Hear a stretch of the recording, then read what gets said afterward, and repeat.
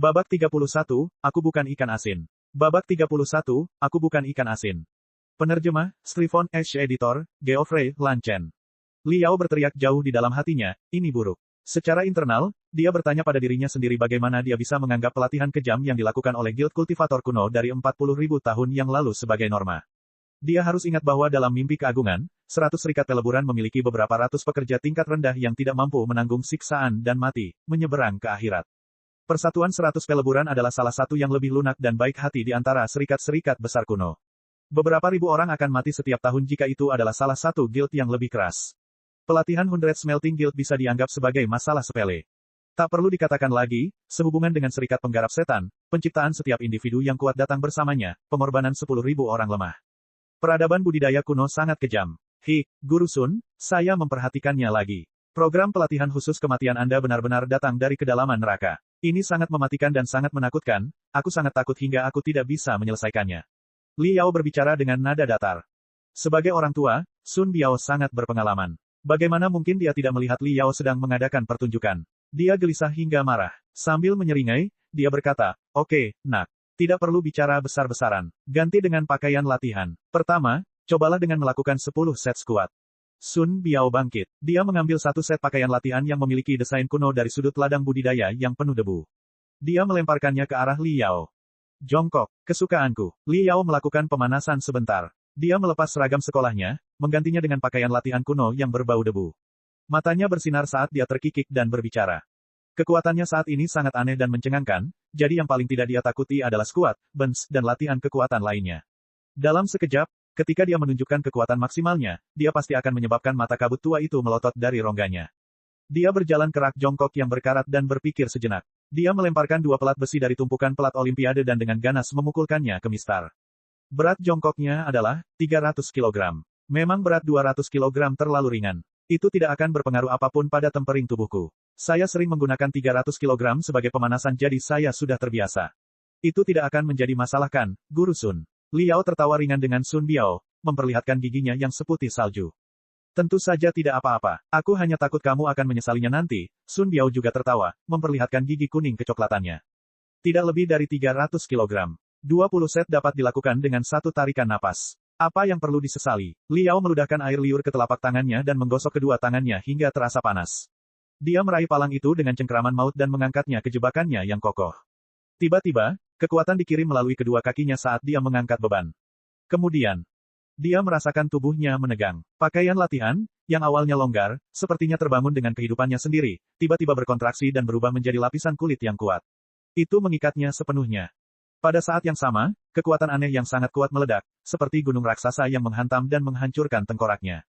Tiba-tiba, dia terlempar ke tanah. Aku lupa menyebutkannya, kecil. Set pakaian latihan ini adalah artefak yang saya gunakan untuk latihan belasan tahun yang lalu. Saya menyebutnya, menyerah. Ia memiliki banyak kemampuan magis. Yang pertama adalah kemampuan menciptakan medan gravitasi. Mengenakan pakaian ini seperti mengenakan baju besi yang beratnya beberapa ratus pon. Coba lihat, saat ini kamu menanggung beban 200 kg di tubuhmu. Tertawa Sun Biao dengan kejam. Berat 200 kg, ditambah beban 300 kg pada barbel. Totalnya setengah ton. Liao tidak siap menghadapi beban sebesar itu. Tentu saja, dia tergencet dengan kuat. Betapa tercelanya. Tapi, 500 kg masih bukan sesuatu yang istimewa. Liao terpesona melihat bintang. Dia mengertakkan giginya dengan teguh. Dia menguatkan tangannya erat-erat dan urat-urat, tebal dan padat, muncul di lengannya. Tulang-tulang di sekujur tubuhnya berderit secara acak saat dia menegakkan punggungnya dengan kaku. Dia menggenggam barbel sekali lagi, merentangkan kedua kakinya, menurunkan pinggulnya, dan bangkit dengan stabilitas penuh. Satu pengulangan jongkok standar, selesai. Dengan berat total, 500 kg. Dalam mimpi keagungan, saya harus bertahan beberapa puluh tahun di bawah Titan. Metodenya 100 kali lebih kejam daripada metodemu, dasar kakek tua yang sekarat. Menurutmu ini cukup sulit untuk menghentikanku. Kamu sedang bermimpi, seru Liao dalam hatinya. Dia sekali lagi berjongkok ke posisi yang dalam untuk mempersiapkan repetisi keduanya. Tiba-tiba, itu seperti sambaran petir yang menyambar jiwanya. Liao merasakan 720 titik akupuntur di tubuhnya secara bersamaan dialiri arus listrik yang kuat. Kejutan itu menyebabkan rambutnya menggembung dan matanya memutih. Dengan jeritan yang membekukan darah, dia jatuh lagi ke tanah. Barbel menghantam rak jongkok dengan keras dengan bunyi, bang, menyebabkan karat meledak secara acak dan debu beterbangan ke udara. Kemampuan kedua dari give up adalah kemampuan menghasilkan arus listrik yang kuat. Ini memiliki interval pendek 3-5 detik dan interval panjang 2 menit per guncangan, membombardir titik akupuntur tubuh Anda. Ini akan merangsang sel-sel Anda menjadi lebih kuat dan memurnikan tubuh dan pikiran Anda sehingga dapat terlahir kembali sepenuhnya. Cek cek cek cek. Ini adalah harta karun budidaya yang diimpikan oleh siapapun untuk digunakan. Satu-satunya hal adalah sedikit rasa sakit ringan yang menyertainya. Kamu masih bisa mengatasinya, kan? Sun Biao tersenyum lebar ketika dia bertanya. Kamu bercanda. Tentu saja, aku bisa mengatasinya. Bibir Liao digigit hingga berdarah-darah. Dia berbaring di tanah, terengah-engah untuk waktu yang lama sebelum dia bisa merangkak kembali dengan susah payah. Tangan kanannya gemetar dan gemetar. Dia merasakan barbel dengan kesulitan yang tiada taraf. Jari-jarinya bahkan belum menyentuh barbel ketika serangan rasa sakit yang tak tertahankan datang lagi. Kali ini, rasa sakitnya bukan karena arus listrik yang kuat tetapi karena panas yang ekstrim. Sepertinya seluruh tubuhnya terlempar ke gunung berapi. Dia berjuang di magma yang sangat panas, menyebabkan kulitnya terpanggang dan darahnya mengalir dengan kecepatan tinggi seperti besi cair yang mendidih. Lalu sedetik berikutnya, panas terik tiba-tiba menghilang. Sebagai gantinya adalah rasa dingin yang menusuk tulang yang bahkan menyebabkan otaknya membeku menjadi es batu. Dia benar-benar tidak bisa menarik napas atau memikirkan apapun. Dia merasakan panas terik dan dingin yang membekukan bergantian 3 kali sebelum berangsur-angsur menghilang. Sebelum Liao sempat memekik dengan sedih, arus listrik menyerang titik akupunturnya sekali lagi. Itu merobek tubuhnya, menyebabkan dia bergerak-gerak tanpa sadar. Ini adalah kemampuan magis terakhir dari menyerah. Ini menghasilkan serangan ilusi berupa panas terik dan dingin yang membekukan setiap menitnya. Tenanglah, ini menargetkan bagian terdalam dan paling misterius dari pikiran Anda, semuanya hanyalah ilusi. Itu tidak akan membahayakan sehelai rambut pun di tubuh Anda. Sebaliknya, hal itu melemahkan kekuatan mental Anda dengan membuka kedalaman pikiran Anda. Jika suatu hari Anda menjadi seorang kultivator, hal ini juga memungkinkan Anda menyerap energi spiritual dalam jumlah yang lebih besar, meningkatkan kecepatan kultivasi Anda dalam banyak faktor dibandingkan orang lain. Jejak kekecewaan muncul di wajah si tua berkabut ketika dia melihat penampilan menyakitkan Liao yang berguling-guling di lantai. Kabut tua itu tertawa sendiri dan menguap. Dia berkata dengan malas, "Oke, aku sudah bersenang-senang. Silakan ganti baju. Pakaian ini tidak disiapkan hanya untukmu. Yang Anda perlukan hanyalah mengucapkan 3 kata, saya menyerah, dan kata itu akan otomatis hilang dengan sendirinya dari Anda. Itu tidak akan menyiksamu lagi." Menyerah. Liao terbaring di tanah untuk waktu yang lama. Dia bernapas dan bernapas, terengah-engah seperti ikan paus yang terdampar di darat. Akhirnya, dia bangkit sedikit demi sedikit, seperti boneka logam berkarat. Dengan susah payah, dia meletakkan barbel di bahunya, dengan kaku mengangkat beban seberat 200 kg. Arus listrik yang tinggi dan panas terik ilusi melanda. Dia meledak dengan repetisi jongkok keduanya. Itu dua. Liao melolong seperti binatang buas dari dalam tenggorokannya. Dia sudah cukup sering menyuarakan pertempuran ini di kedalaman makam artefak. Sun Biao berkata, "Yi." Terkejut. Jejak keterkejutan muncul dari dalam matanya. Segera, dia mencibir, "Kamu hanya melakukan 2 repetisi. Satu set memiliki tepat 10 repetisi penuh." THR 3. Gigi Liao terkatup, suara logam berkarat terhadap logam memenuhi ruang pelatihan yang luas. 4, 5, 6, 7. 8, 9, 10.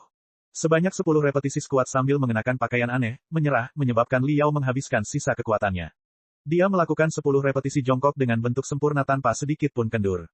Aku berhasil. Kepala Liao pusing dan penglihatannya memudar. Sepasang telinganya berdering karena tinnitus dan darah mengalir deras dari seluruh tubuhnya ke otaknya. Jantungnya berdetak sangat kencang, seakan-akan merobek dadanya dan melompat keluar. Dia berbaring telentang di bawah rak jongkok, tidak mampu membuat tubuhnya melakukan satu gerakan pun. Dia menatap kosong ke arah lampu esensi kristal yang mempesona di langit-langit. Dia merasa tidak mampu mengendalikan satu jari pun. Sosok Sun Biao muncul di ujung pandangannya dengan wajah keheranan yang tidak bisa disembunyikan. Kabut tua itu berbicara dengan suara yang sedikit menggigil, "Nak, kamu baik-baik saja, kan?" Aku baik-baik saja. Saya hanya perlu istirahat sebentar. Saya masih perlu melakukan 9 set. Mulut Liao tersenyum ketika dia tertawa dengan tawa yang lebih jelek daripada menangis. Sun Biao terdiam beberapa saat. Dia menggelengkan kepalanya sambil berkata, "Nak, menyerah saja. Saya sudah mengatakan bahwa pakaian ini tidak dimaksudkan untuk digunakan oleh orang biasa. Anda tidak mungkin memakainya dan menyelesaikan 10 set skuat, masih ada 90 repetisi lagi. Ayo, katakan aku menyerah, dan lepaskan pakaianku." Liao mengalihkan pandangannya ke arah Sun Biao, dan dia menatap sekali lagi ke arah cahaya menyilaukan di langit-langit. Di bawah pembiasan air mata dan keringatnya, lampu-lampu itu berubah menjadi sangat terang. Dia tiba-tiba menyadari mengapa nama artefak ini adalah menyerah. Itu karena kemampuan terhebatnya bukanlah kemampuan menghasilkan medan gravitasi beberapa ratus kilogram, atau serangan arus listrik yang kuat, atau panas terik atau ilusi mental dingin yang membekukan. Sebenarnya cukup sederhana, biasa, dan mudah, berakar dari 3 kata, "Aku menyerah." Yang diperlukan hanyalah bibir Liao menyentuh dan menggunakan suara paling ringan untuk mengucapkan 3 kata, aku. Memberi. Ke atas, untuk bisa melepas set pakaian latihan ini. Dia akan terbebas dari beban, dari arus listrik, dan dari penganiayaan mental ilusi yang tidak manusiawi. Dan, dia akan kehilangan keberanian untuk mengenakan set pakaian ini, untuk selama-lamanya. Akankah, dia menyerah? Rangkaian skuad pertama telah menghabiskan seluruh kekuatan di tubuhnya. Setiap helai otot, setiap urat vena, setiap sel di tubuhnya diperas hingga kering. Dia merasa tidak mempunyai kekuatan bahkan untuk buang air kecil. Dia masih memiliki 9 set tersisa. Seluruhnya 90 repetisi skuad. Dia harus menanggung beban berat seberat 200 kg, serangan listrik, dan serangan mental ilusi.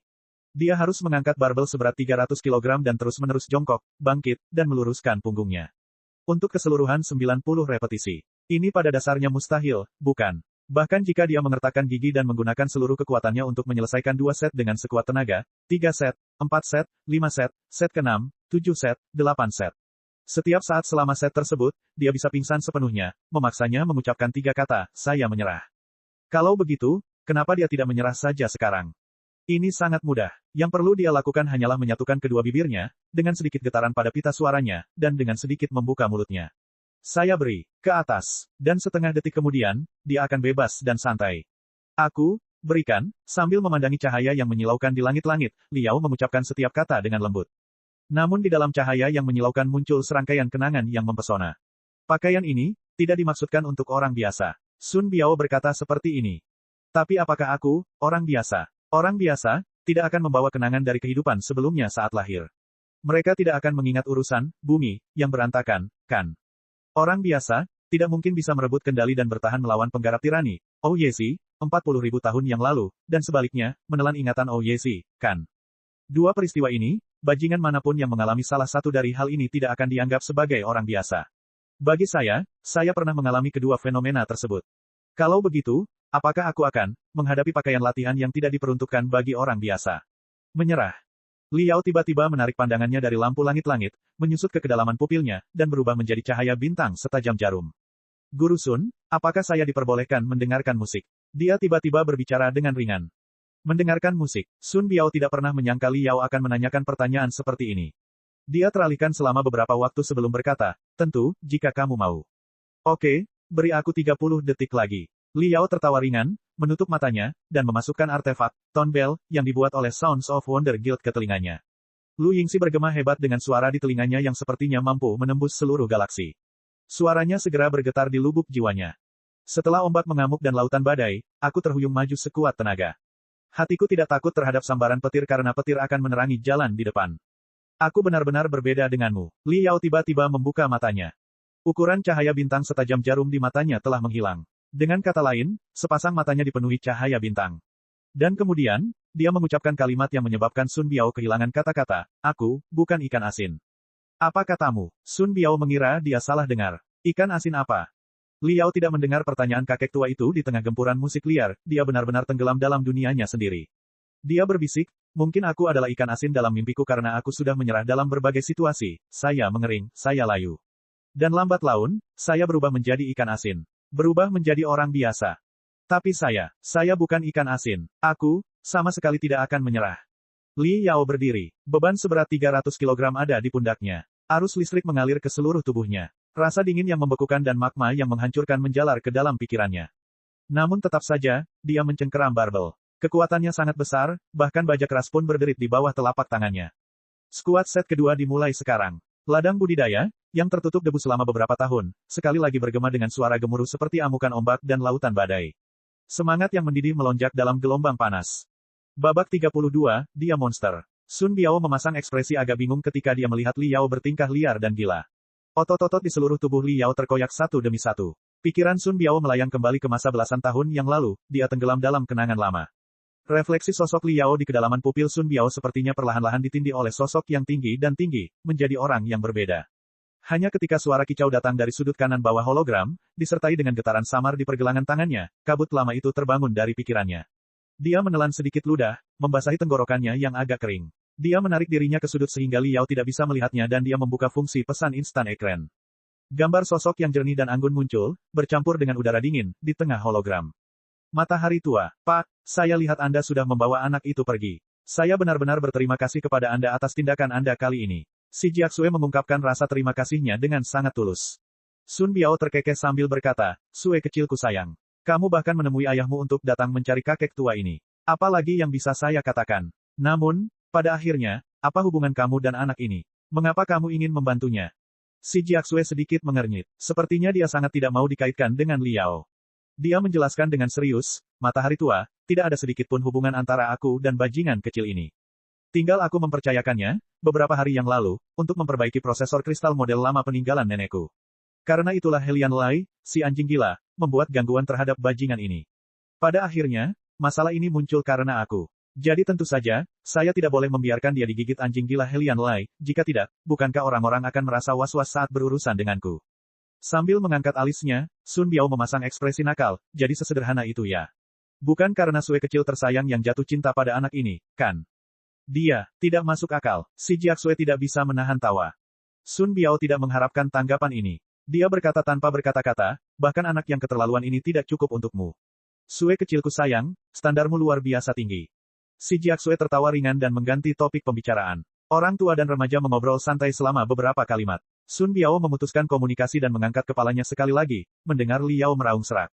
Set ke-7. Mulai sekarang, monster ini, tidak mungkin. Bisakah dia benar-benar memakai, give up, dan menyelesaikan 10 set squat? Keheranan Sun Biao sudah cukup menyebabkan kesemutan di kulit kepalanya, menggaruk kepalanya saat dia merenung. Beberapa saat kemudian, dia menemukan nama dari buku alamatnya dan mengirimkan pesan ekran. Segera, seekor bangau virtual terbang keluar dari sudut kanan bawah hologram. Sayapnya melebar dan berubah menjadi proyeksi sosok 3D seseorang yang jelas. Tepatnya, itu adalah Fienblade Peng Hai. Peng Hai sedang berbaring dengan santai dan nyaman di bak mandi. Sepiring besar buah melayang di depannya. Peng Hai sangat senang saat dia berendam di bak mandinya. Peng Hai tertawa sambil berkata, "Kakek tua, saya baru saja akan bertanya apakah Anda ingin makan malam-malam ini dan sementara itu bertanya tentang orang tertentu. Tahukah kamu jika Crimson Nimbus Second kita telah memiliki lulusan siswa, tingkat monster, dalam beberapa tahun terakhir?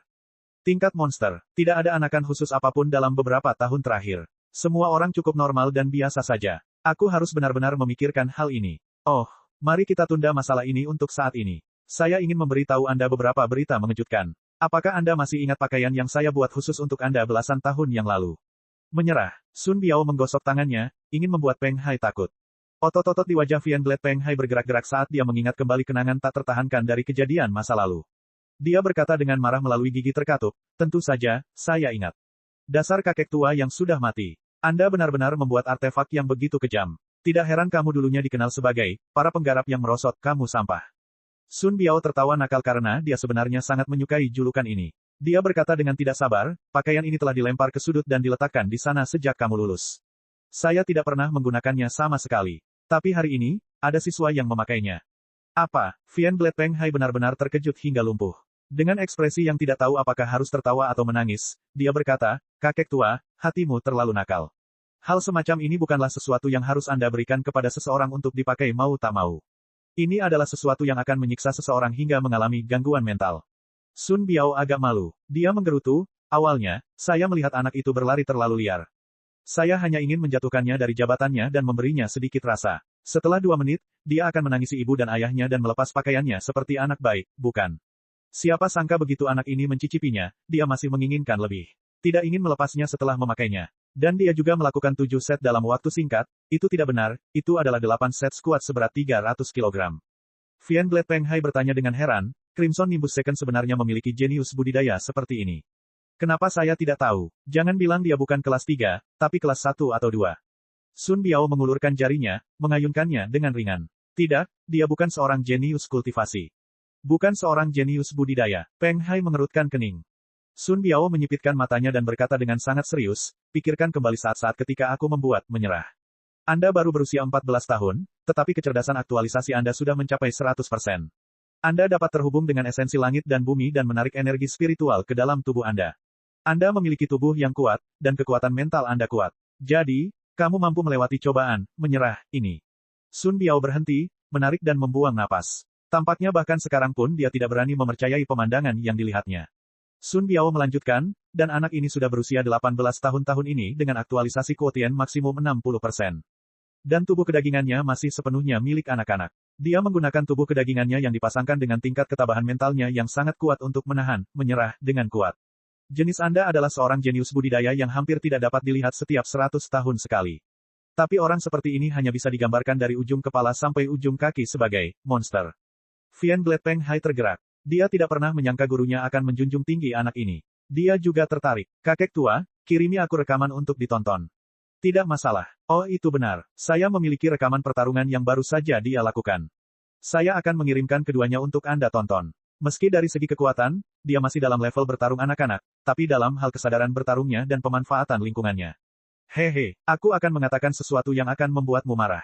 Tampaknya dia lebih cocok daripada kamu untuk mewarisi gelarku sebagai penggarap yang merosot. Sun Biao tertawa vulgar ketika dia mengirimkan beberapa video. Kenapa aku harus marah? Saat ini saya berjalan di antara lingkaran kultivator, dan saya tidak pernah berani diakui sebagai murid penerus degenerasi kultivator. Kalau tidak, saya khawatir setiap menit akan ada sekelompok pencari keadilan, pemenggalan kepala setan, pemusnahan setan, para ksatria datang untuk menyebabkan kerugian pada lingkaran kultivator. Saya sebenarnya sedang mencari seseorang yang benar-benar dapat mewarisi warisan Anda. Peng Hai terkikik saat menerima video itu. Dia membukanya dengan acuh tak acuh. Semakin dia memperhatikan, semakin tegak dia duduk, dan semakin heran ekspresinya. Secercah kegembiraan muncul di kedalaman matanya. Bagaimana dia? Tidak buruk kan? Saya tidak memiliki kesan apapun tentang lulusan tingkat monster apapun yang Anda cari. Pokoknya, dalam belasan tahun terakhir, satu-satunya monster kecil yang mampu mengejutkanku hingga tercengang adalah anak yang satu ini. Mengapa kamu tidak datang jika kamu tertarik dan mengobrol dengan kecil ini? Tertawa Sun Biao. Tidak dibutuhkan. Anda pergi dan ngobrol tanpa saya. Nanti, aku akan berbicara dengannya sepanjang malam dan mengobrol sampai fajar. Kata Vian Gladpeng Hai sambil tersenyum lebar. Ekspresi senyumannya sangat kejam. Babak 33, malam dengan rasa sakit yang tak tertahankan. Liao masih berjuang melawan barbel baja di dalam rak jongkok. Dia mengeluarkan seluruh energinya untuk melakukan set terakhir. Dia tidak tahu bahwa sejak awal, di belakangnya, di sudut ruangan yang redup, seorang bajingan tua bernama Degenerate of Cultivators dan ahli bajingan jahat yang dikenal sebagai Vian Glad sedang berbisik satu sama lain. Mereka mendiskusikan rincian tentang latihan kekuatan untuk Liao dengan semakin banyak hal yang mereka diskusikan. Akhirnya, saya melakukannya. 10 set squat. Liao meraung seperti binatang buas. Kedua matanya memutih saat dia terjatuh ke belakang untuk menciptakan ledakan. Keringat di sekujur tubuhnya membentuk sosok manusia besar di tanah. Dengan pikiran kabur, dia merasakan Sun Biao menuju ke arahnya dan memberinya pil obat seukuran kepalan tangan bayi kecil. Ketika pil itu masuk ke mulutnya, dia tidak sempat mengunyahnya sebelum pil itu berubah menjadi cairan panas dan pedas yang tak tertandingi yang mengalir dari tenggorokannya ke perutnya. Gangguan, iritasinya terlalu berlebihan. Itu lebih menjengkelkan daripada makan semangkuk mustard. Bumbu tersebut menyebabkan mata Liao berlinang air mata yang berceceran di mana-mana. Tiba-tiba, dia melompat dari tanah, melompat setinggi 1 meter, air. Air, ambilkan aku air secepatnya. Nak, bagaimana perasaanmu saat ini? Sun Biao bertanya sambil tersenyum berseri-seri. Hah, Liao mengedipkan matanya. Dia meraba tubuhnya dari ujung kepala sampai ujung kaki dan menemukan sesuatu yang aneh. Rasa lelah dan lelah di sekujur tubuhnya sebenarnya sudah hilang, meski mulutnya masih dipenuhi rasa pedas yang tiada taraf dan menjengkelkan. Setiap bagian tubuhnya mengandung kekuatan yang berlimpah. Kemampuan fisiknya dikembalikan ke kondisi maksimalnya. Hari ini hanyalah pembuka-pembuka. Pelatihan sebenarnya dimulai besok. Apakah ada masalah? Pelajar Liao. Sun Biao menjentikkan jarinya dengan ringan, menyebabkan pakaian latihan di tubuh Liao secara otomatis terlepas seperti ular yang berganti kulit. Liao seperti kelinci yang terkejut, berlari ke pintu masuk gudang hanya dengan 3 langkah. Baru kemudian dia menoleh ke belakang dan menjawab dengan gigi terkatup, tentu saja, itu tidak masalah. Saya masih akan kembali ke sini besok pagi. Tunggu saja. Tentu, Sun Biao tertawa jahat. Dia kemudian berbicara pada dirinya sendiri dengan suara rendah, satu-satunya hal adalah, aku khawatir kamu bahkan tidak akan bisa bangun dari tempat tidurmu besok pagi, dasar monster kecil. Jam 8 malam, Liao tiba di gimnasium pembunuh serigala militan tepat pada waktunya. Dia dipenuhi dengan kepercayaan diri menjelang pertarungan 3 menit malam ini. Lelucon yang luar biasa, dia mampu menahan rasa sakit dan bertahan melalui, menyerah, yang jahat, penuh tipu daya, tercela, tidak tahu malu, kejam, dan brutal. Tidak mungkin dia tidak akan mampu bertahan selama 3 menit dari serangan badut yang tersenyum itu, kan? Hanya saja, melihat ekspresi senyuman aneh yang menutupi wajah badut tersenyum dan pemilik gym botak itu menyebabkan dia merasakan sedikit kegugupan di dalam hatinya. Kedua sahabat baik ini, dengan wajah tersenyum, seperti dua serigala lapar dengan perut keroncongan. Mereka memandang Liao seolah-olah dia adalah kelinci bersih yang diolesi saus. Pandangan ini, di mata Liao, menyebabkan Liao merasa ada konspirasi besar yang ditutupi oleh ekspresi senyum mereka. Apakah perutmu lapar? Apakah Anda ingin makan prasmanan besar terlebih dahulu? Lihat dan lihat, ada begitu banyak MRE militer berkalori tinggi. Silakan makan sepuasnya, tertawa pemilik gym yang botak. Setelah kamu selesai makan, kamu juga bisa menggunakan mandi obat penguat. Dan Anda juga bisa mendapatkan pijatan dari ahli pijat. Dengan cara ini, staminamu akan dikembalikan ke kondisi puncakmu. Kata badut yang tersenyum. Kalian, apa yang kalian rencanakan? Liao mengeluarkan keringat dingin di dahinya, merasakan indera bahayanya menggelitik. Badut yang tersenyum dan pemilik gym yang botak saling melirik. Mereka tertawa tanpa sadar, berkata, bukan apa-apa. Sama sekali tidak ada apa-apa yang terjadi. Bagaimana kita bisa merencanakan sesuatu? Yang kami inginkan hanyalah memastikan Anda berada dalam kondisi terbaik sehingga Anda dapat bertanding selama 5 menit. 5 menit. Kontraknya jelas menyatakan 3 menit. Liao tiba-tiba melompat. Badut yang tersenyum itu mengangkat dua jarinya sambil berkata, 20.000. Yang perlu kamu lakukan hanyalah bertahan selama 5 menit dan aku akan memberimu 20.000. Malam itu, terasa tak ada habisnya. Pasar hantu berjarak sekitar selusin kilometer dari permukaan. Distrik timur atas diperluas hingga mencakup villa-villa di danau buatan. Di ruang bawah tanah salah satu villa mewah ada.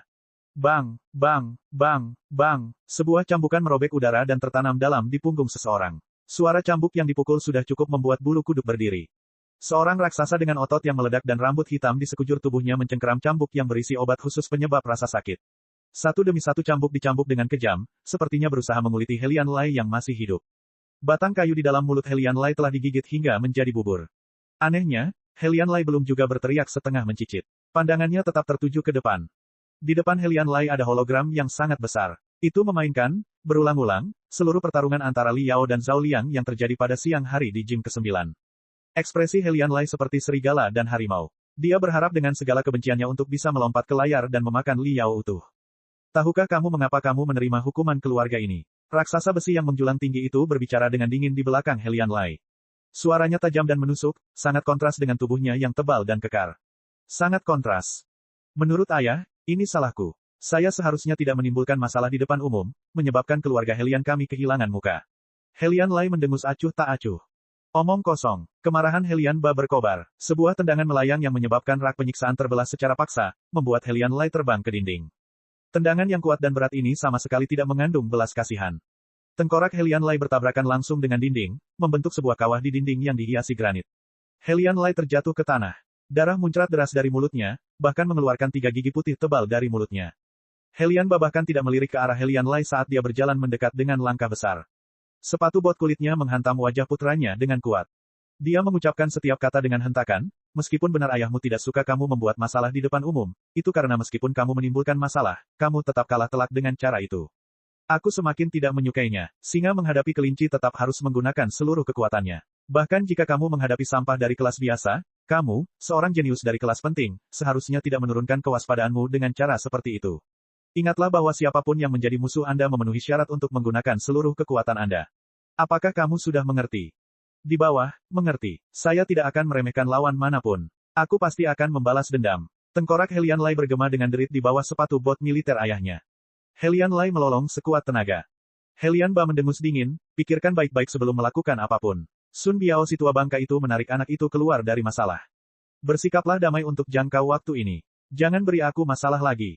Mata Helian Lai tiba-tiba melotot dan dia berteriak, tidak mungkin kita membiarkannya seperti ini. Ayah, kamu anggota dewan sekolah kami. Jangan bilang kalau kamu takut pada orang mati itu, pensiunan kakek tua Sun Biao. Benar, saya pernah mendengar bahwa di masa mudanya, dia adalah seorang kultivator yang cukup tangguh di dalam lingkaran, tetapi dia mempunyai terlalu banyak musuh. Dia menderita luka kritis akibat serangan belasan tahun lalu. Kekuatan yang tersisa tidak lebih dari 1% dari puncaknya, jadi dia terpaksa bersembunyi di Crimson Nimbus Second dan bertindak sebagai guru biasa. Dan saat ini, dia sudah sangat tua dengan banyak penyakit yang mengganggu. Dia bisa mati kapan saja sekarang. Apakah kita benar-benar perlu setakut ini padanya? Helian Ba merengut. Berat kakinya bertambah karena beberapa faktor. Dengan teriakan yang dalam, dia berkata, apa yang kamu tahu? Seorang kultivator pada akhirnya tetaplah seorang kultivator. Biarpun dia hanya punya 1% dari kekuatannya, meski dia hanya punya 1 detik lagi untuk hidup, selama dia belum mati sepenuhnya, kita tidak bisa menurunkan kewaspadaan. Terlebih lagi, lelaki tua abadi ini mengatakan bahwa dia tidak akan mengabdikan hidupnya untuk melindungi anak itu. Dia hanya ingin kita memberinya waktu 1 bulan. Setelah sebulan, dia akan minggir dan tidak melakukan apapun. Ini adalah tindakan yang sangat tidak terkatakan jika saya tidak menunjukkan kepadanya sedikit wajah ini. Lagi pula, saya hanya anggota dewan, bukan ketua. Sekalipun saya ketuanya, saya tetap harus mengikuti perilaku yang benar sebagai penggarap lingkaran. Jika tidak, kebencian mungkin akan muncul antara saya dan kultivator lain, kebencian yang akan bertahan hingga salah satu dari kami meninggal. Kematian akan membayangi kepalaku setiap menitnya. Waktu sebulan, baiklah. Kalau begitu aku akan menunggu sebulan. Wajah tampan Helian Lai bengkok dan terpelintir di bawah sepatu bot militer. Itu adalah ekspresi permusuhan yang tiada bandingannya. Babak 34, binatang buas muncul dari kandangnya. Sejak saat itu, Crimson Nimbus Second mempunyai legenda baru yang tersebar di kampus. Hei, apakah kalian pernah mendengar tentang itu? Tentu saja, itu terlalu menakutkan, terlalu mengerikan, dan terlalu brutal. Saat makan siang di ruang makan sekolah, beberapa gadis saling berbisik. Ketakutan masih melekat di hati mereka. Hal, apa yang kalian bicarakan? Bagaimana hal itu bisa membuat kalian takut sampai menggigil? Salah satu gadis yang membosankan bertanya dengan bingung. Seorang gadis sekolah, dengan wajah penuh bintik-bintik, melihat ke kiri dan ke kanan sebelum berkata dengan suara rendah dan penuh rahasia, kamu tidak mendengar. Ada seseorang di tahun ketiga bernama Liao. Dia hantu yang kacau. Saya tidak tahu bagaimana dia menyinggung Helian Lai, tapi dia bahkan menghajar salah satu bawahan Helian Lai hingga jatuh ke tanah. Jadi, Helian Lai terprovokasi hingga menjadi sangat marah. Hal ini menjadi lebih buruk lagi, dia menyiksa Liao. Mereka yang disiksa oleh Helian Lai tidak menyerupai manusia lagi. Hantu mereka tidak menyerupai hantu. Ya Tuhan, Helian Lai. Pangeranku yang mempesona. Jadi pada akhirnya, bagaimana dia menyiksa Liao? Tanya gadis bodoh itu dengan heran. Gadis berbintik-bintik itu segera menutup mulutnya dan berkata, diamlah sedikit. Bagaimana kita bisa membicarakan hal seperti ini dengan keras dan berteriak? Jelasnya, kami secara pribadi belum melihat detail penyiksaan tersebut. Namun yang perlu Anda lakukan hanyalah melihat Liao dan Anda akan tahu betapa sengsaranya orang-orang ketika mereka menyinggung Helian Lai. Dia benar, saya pernah mendengar bahwa Helian Lai mengunci Liao di gudang sekolah, menyiksanya hari demi hari. Suatu kali saya melewati gang di belakang gudang. Aku mendengar teriakan mengerikan, ahahaha, keluar dari gudang.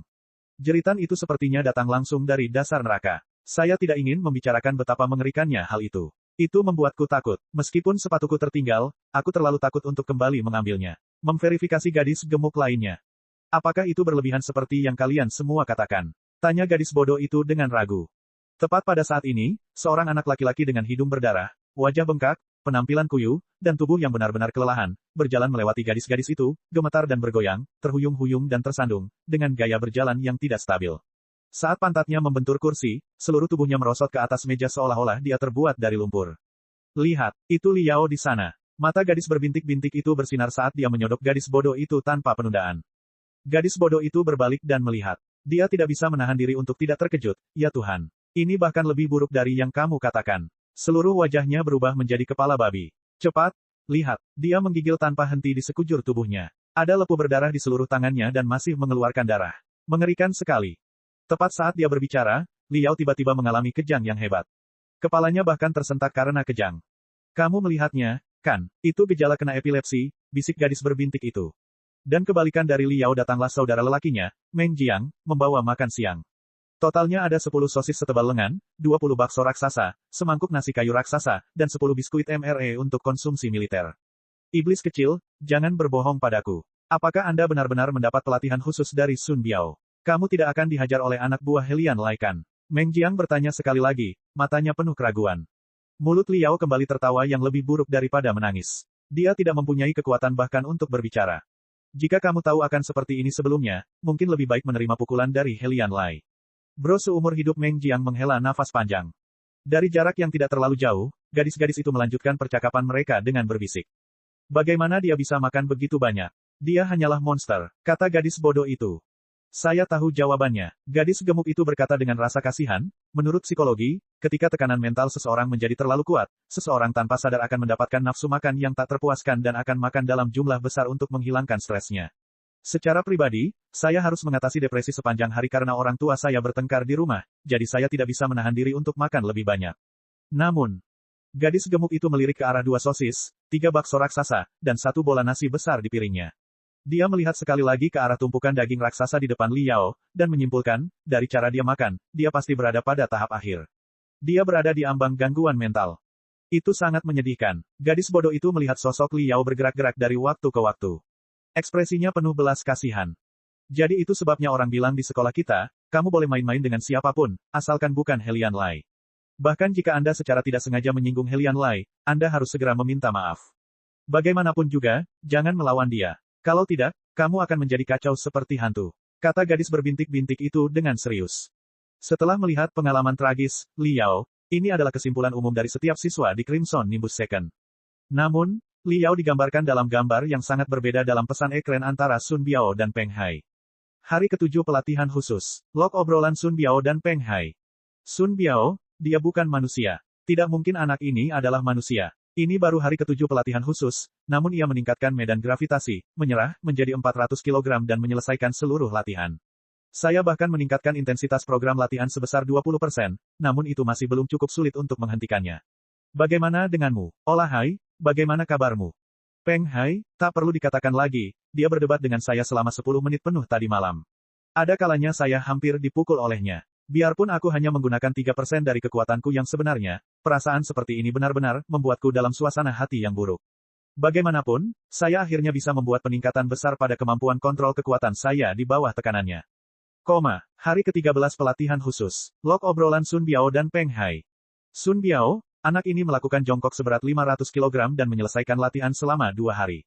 Oh benar, aktualisasi kuotinnya meningkat sebesar 4% menjadi 62% dalam waktu 3 hari. Apakah ini termasuk manusia? Hei Olahai, bicara padaku. Kenapa kamu tidak mengatakan apa-apa? Peng Hai, dia berhasil memukul perutku tadi malam. Sun Biao, Peng Hai, Sun Bayo, hahaha. Jika saya adalah penggarap yang merosot, maka itu hanya menjadikan Anda aib bagi penggarap. Kamu sebenarnya dipukul oleh orang biasa. Peng Hai, saya hanya menggunakan 3% dari kekuatan saya yang sebenarnya. Saya tidak hanya membatasi hingga 3% kekuatan fisik saya, tetapi saya juga membatasi pendengaran, penglihatan, penciuman, kecepatan, semuanya dibatasi hingga 3%. Wajar jika terkena pukulannya secara tidak sengaja. Tidak, ini tidak akan berhasil. Malam ini, aku akan menggunakan 4% dari kekuatanku yang sebenarnya. Sun Biao, lalu apa yang akan terjadi dengan pelatihan khusus pengendalian kekuatanmu? Peng Hai, persetan dengan pelatihan khusus pengendalian kekuatanku. Senior ini harus mengeluarkan tenaga terlebih dahulu. Hari ke-25 pelatihan khusus. Log obrolan Sun Biao dan Peng Hai. Sun Biao, saya telah meningkatkan semua kemampuan magis give up hingga batasnya. Ini pada dasarnya setara dengan kesulitan latihanmu dulu, namun anak ini masih bisa jongkok barbel itu dengan paksa. Ini terlalu mengerikan. Bahkan aku agak takut melihat ekspresinya saat dia menggemeretakkan giginya karena marah. Bagaimana menurut Anda, haruskah saya mengambil sebagian darahnya untuk melakukan tes laboratorium? Peng Hai, tes laboratorium, kenapa? Sun Biao, anak ini pasti mempunyai garis keturunan binatang iblis di dalam dirinya. Dia 100% binatang buas. Hari terakhir pelatihan khusus. Log obrolan Sun Biao dan Peng Hai. Peng Hai, bukankah ini hari terakhir? Dalam beberapa jam, ini akan menjadi jam pertempuran intens. Lebih dari 1000 siswa tahun ketiga akan memperebutkan 10 tiket. Jadi bagaimana kabarnya? Bagaimana situasi anak itu? Sun Biao, saya tidak yakin bagaimana mengatakan ini, tapi saya agak takut untuk melepaskannya. Peng Hai, mengapa demikian? Sun Biao, saya takut jika binatang buas ini keluar dari kandangnya, seluruh sekolah akan meledak ke langit. Babak 35, saatnya pertempuran intens. Tanggal 12 April, hujan ringan disertai angin sepoi-sepoi. 61 hari 13 jam 22 menit dan 45 detik tersisa sampai ujian masuk universitas. Hari ini adalah jam pertempuran intens tahunan Crimson Nimbus Second. Semua tahun pertama dan kedua mendapat hari libur, meninggalkan kampus menjadi medan pertempuran untuk tahun ketiga. Tahun ketiga akan memperebutkan lebih dari 10 tiket ke kompetisi tantangan batas pemuda, berjuang sampai akhir yang berdarah. Aturannya sederhana. Pertama, 10 peserta unggulan akan dipilih dari seluruh siswa tahun ketiga melalui cara undian. Masing-masing mahasiswa tersebut akan mendapat tiket untuk dibawa jenazahnya dan masing-masing mahasiswa tersebut akan disebar di sekitar kampus. Terserah siswa untuk memutuskan apakah akan bersembunyi atau membentuk kelompok. Apapun boleh, asal mahasiswanya tidak keluar kampus. Dan siswa lainnya dapat menggunakan metode apapun, strategi apapun, dan objek apapun yang ditemukan di dalam kampus untuk menyerang 10 pesaing unggulan ini dan merebut tiket mereka dengan paksa. Semua tiket masuk disegel dalam kotak artefak khusus. Setiap setengah menit, kotak-kotak ini akan mengirimkan gelombang energi spiritual untuk memberitahukan prosesor kristal genggam setiap siswa tentang posisi tiket tersebut. Jadi, para siswa tidak perlu khawatir ada pemegang tiket yang bersembunyi di sudut gelap, berkemah secara hina hingga kontes selesai. Pertarungan sengit dimulai pada jam 10 pagi dan berakhir pada jam 3 sore, total 5 jam. Hanya siswa yang masih memegang tiket sampai akhir yang akan menerima kualifikasi untuk berpartisipasi dalam tantangan batas pemuda federasi. Dini hari, pukul 8.45. Satu demi satu, bola-bola daging yang menggembung membuka matanya yang bulat dan montok. Mereka memiliki berbagai warna yang bisa dibayangkan, seperti warna-warna cerah pelangi, dan menggunakan seluruh upaya mereka untuk mengepakkan sayap mereka yang lembek. Mereka terbang di udara sambil meneriakkan, puji-puji-puji, berpencar di sekitar kampus. Ini adalah Demon Beast buatan yang nama ilmiahnya adalah Flying Piglet Eye. Para ahli dari Beast Guild menggunakan darah anak babi, kelinci, dan berbagai makhluk terbang untuk membuat penggabungan ini. Spesies baru ini tercipta setelah perkawinan silang beberapa puluh generasi. Chip kamera kristal khusus bahkan dipasang di tubuh mata babi terbang ini. Apapun yang dilihat oleh mata babi terbang ini dapat ditransmisikan ke pengolah kristal terdekat. Benda-benda semacam ini awalnya dirancang dengan tujuan menjadi kamera keamanan terapung. Namun, karena bentuknya yang empuk, tubuhnya yang gemuk, dan suara, puji-puji, yang mirip tawa yang mereka keluarkan saat terbang di udara, mereka segera menjadi populer di setiap rumah tangga. Mereka menjadi hewan peliharaan rumah tangga yang sangat menarik dan disebut makhluk puji oleh masyarakat. 1000 makhluk puji menyebar ke setiap sudut dan celah kampus, bersiap untuk pengawasan. Lebih dari 1000 video real-time disiarkan ke hologram raksasa yang dipasang di 3 ruang VIP. Ruang VIP pertama didirikan di Gimnasium nomor 1. Ruang tersebut sangat besar dan diperuntukkan bagi para kepala keluarga untuk datang menjaga anak-anak mereka. 1000 kepala keluarga telah berkumpul di dalam, menciptakan kuali suara yang berteriak-teriak keras. Ruang VIP kedua didirikan di ruang pertemuan sekolah, menyediakan rekaman pertarungan kepada para guru dan siswa elit dari berbagai sekolah sejenis di kota Tombak Terapung. Pertukaran sekolah semacam ini sangat umum. Crimson Nimbus Second juga mengirimkan siswa dan guru elitnya ke sekolah menengah lain untuk bertukar dan belajar dari kompetisi tiket masuk mereka. Ruang VIP ketiga didirikan langsung di kantor kepala sekolah. Semua yang hadir adalah pihak administrasi sekolah atau anggota dewan. Namun, pada saat ini, kepala sekolah, kepala instruktur, pengawas setiap kelas, dan bahkan anggota dewan, yang posisinya melebihi yang lain, berkumpul di sekitar satu orang seperti bintang yang menangkup bulan. Dengan penuh rasa hormat dan hormat, mereka mengelilingi seorang pria parubaya yang sangat terpelajar, yang rambut pelipisnya telah memutih. Pria parubaya yang halus dan terpelajar ini bernama Zhou Yin dan merupakan seorang kultivator tahap fondasi bangunan. Dia adalah tetua yang bertanggung jawab untuk membina anggota baru di Persekutuan Nimbus Merah dan merupakan atasan langsung pada administrasi Nimbus Merah kedua. Zhou Yin anggun dan anggun, sama sekali tidak memiliki aura arogansi. Ia berkata sambil tertawa ramah, kami telah membuat banyak peningkatan dalam kualitas pendidikan kami tahun ini untuk Crimson Nimbus Second, menghasilkan beberapa bibit pohon yang bagus. Omong-omong, saya pernah mendengar bahwa Helian Lai dan juga si Jiaxue adalah talenta baru yang layak. Oh itu benar, saya ingat Helian Lai adalah putra satu-satunya anggota Dewan Helian, bukan? Ya, saya tidak pernah mengira Penatua Zhou akan mengetahui putra saya yang belum berprestasi. Seluruh wajah Helian Ba bersinar merah, bersinar karena senyuman. Selama seseorang memiliki bakat, saya pasti akan mengingatnya. Masa depan Guild Nimbus Merah adalah milik mereka. Baiklah kalau begitu. Ini tepat jam 9. Mulailah permainannya. Dengan lambaian tangannya, wajah Zhou Yin tiba-tiba berubah serius dengan ekspresi seperti orang asing yang tidak bisa didekati. Dia telah memasuki mode bisnisnya, berubah menjadi orang yang sama sekali berbeda. Saatnya pertempuran sengit, secara resmi dimulai. Lonceng yang tajam dan indah berbunyi di seluruh kampus. 1000 siswa tahun ketiga, dengan mata merah, melompat keluar dari berbagai sudut dan celah di dalam gedung sekolah. Masing-masing siswa menundukkan kepala, melihat prosesor kristal mikro mereka. Segera, mereka menemukan 10 pembawa tiket di antara kerumunan, target mereka. Menemukan satu. Dia di sana, hilangkan dia dengan cepat. 10 unggulan pesaing dipilih secara acak, sehingga kekuatan mereka tidak harus kuat dan menindas. Dengan jeritan yang membekukan darah, mereka ditelan oleh gelombang manusia. Beberapa lusin pesawat ulang-alik medis berputar tanpa henti di langit agar tersedia setiap saat. Dokter dan perawat dari rumah sakit besar terdekat untuk sementara dipekerjakan dan ditempatkan di pesawat ulang-alik ini. Mereka, bersama dengan beberapa kultivator spesialis penyembuhan, akan mengakhiri terjadinya kecelakaan yang tidak disengaja. Karena pertarungan akan berlangsung hingga jam 3 sore sebelum berakhir, siswa yang muncul pertama kali belum tentu adalah siswa yang memiliki kekuatan terkuat. Contohnya, sejauh ini praktis tidak ada satupun siswa kelas penting yang bergerak. Mereka beristirahat dengan mata tertutup dalam kemewahan tiada taraf di dalam kelas mereka. Para siswa yang saat ini berpartisipasi dalam perkelahian tersebut ditakdirkan untuk tidak mendapatkan tiket hingga pukul 15. Namun hal itu tidak menjadi masalah karena pihak sekolah mempunyai sesuatu untuk memotivasi para siswanya. Mereka secara khusus menetapkan insentif di setiap tingkatan. Selama seorang siswa mengambil tiket sejenak, tidak peduli 5 atau 10 menit, mereka akan menerima hadiah. Jadi, para siswa dari kelas Ascending dan Common ini juga bertarung dengan nyawa mereka sebagai taruhannya.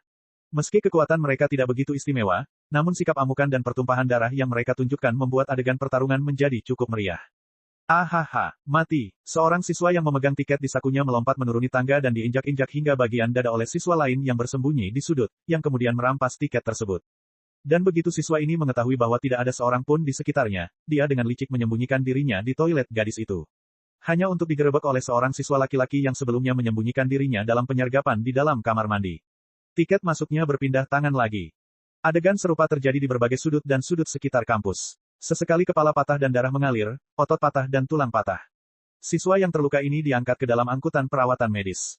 Di dalam ruang VIP ketiga, para VIP satu demi satu berkomentar tentang pemandangan yang ditampilkan di hologram raksasa. Kecepatan siswa ini sangat cepat. Reaksinya sangat cepat. Satu-satunya masalah adalah kekuatan menyerangnya, itu sedikit lemah. Kalau tidak, dia mungkin bisa masuk ke kelas penting. Saya pernah mendengar bahwa Crimson Nimbus Second, selama bertahun-tahun, telah memperkenalkan beberapa mantan ahli tempur militer ke sekolah mereka. Kalian semua lihat, saat murid-muridnya berkelahi, mereka memunculkan sedikit teknik pembunuhan militer. Sepertinya Crimson Nimbus Second punya ambisi besar. Siapa yang tahu letusan apa yang akan terjadi pada ujian universitas tahun ini? Ruang VIP kedua. Di balik plakat bertuliskan, Phoenix Ridge Second, ada seseorang yang tertidur lelap.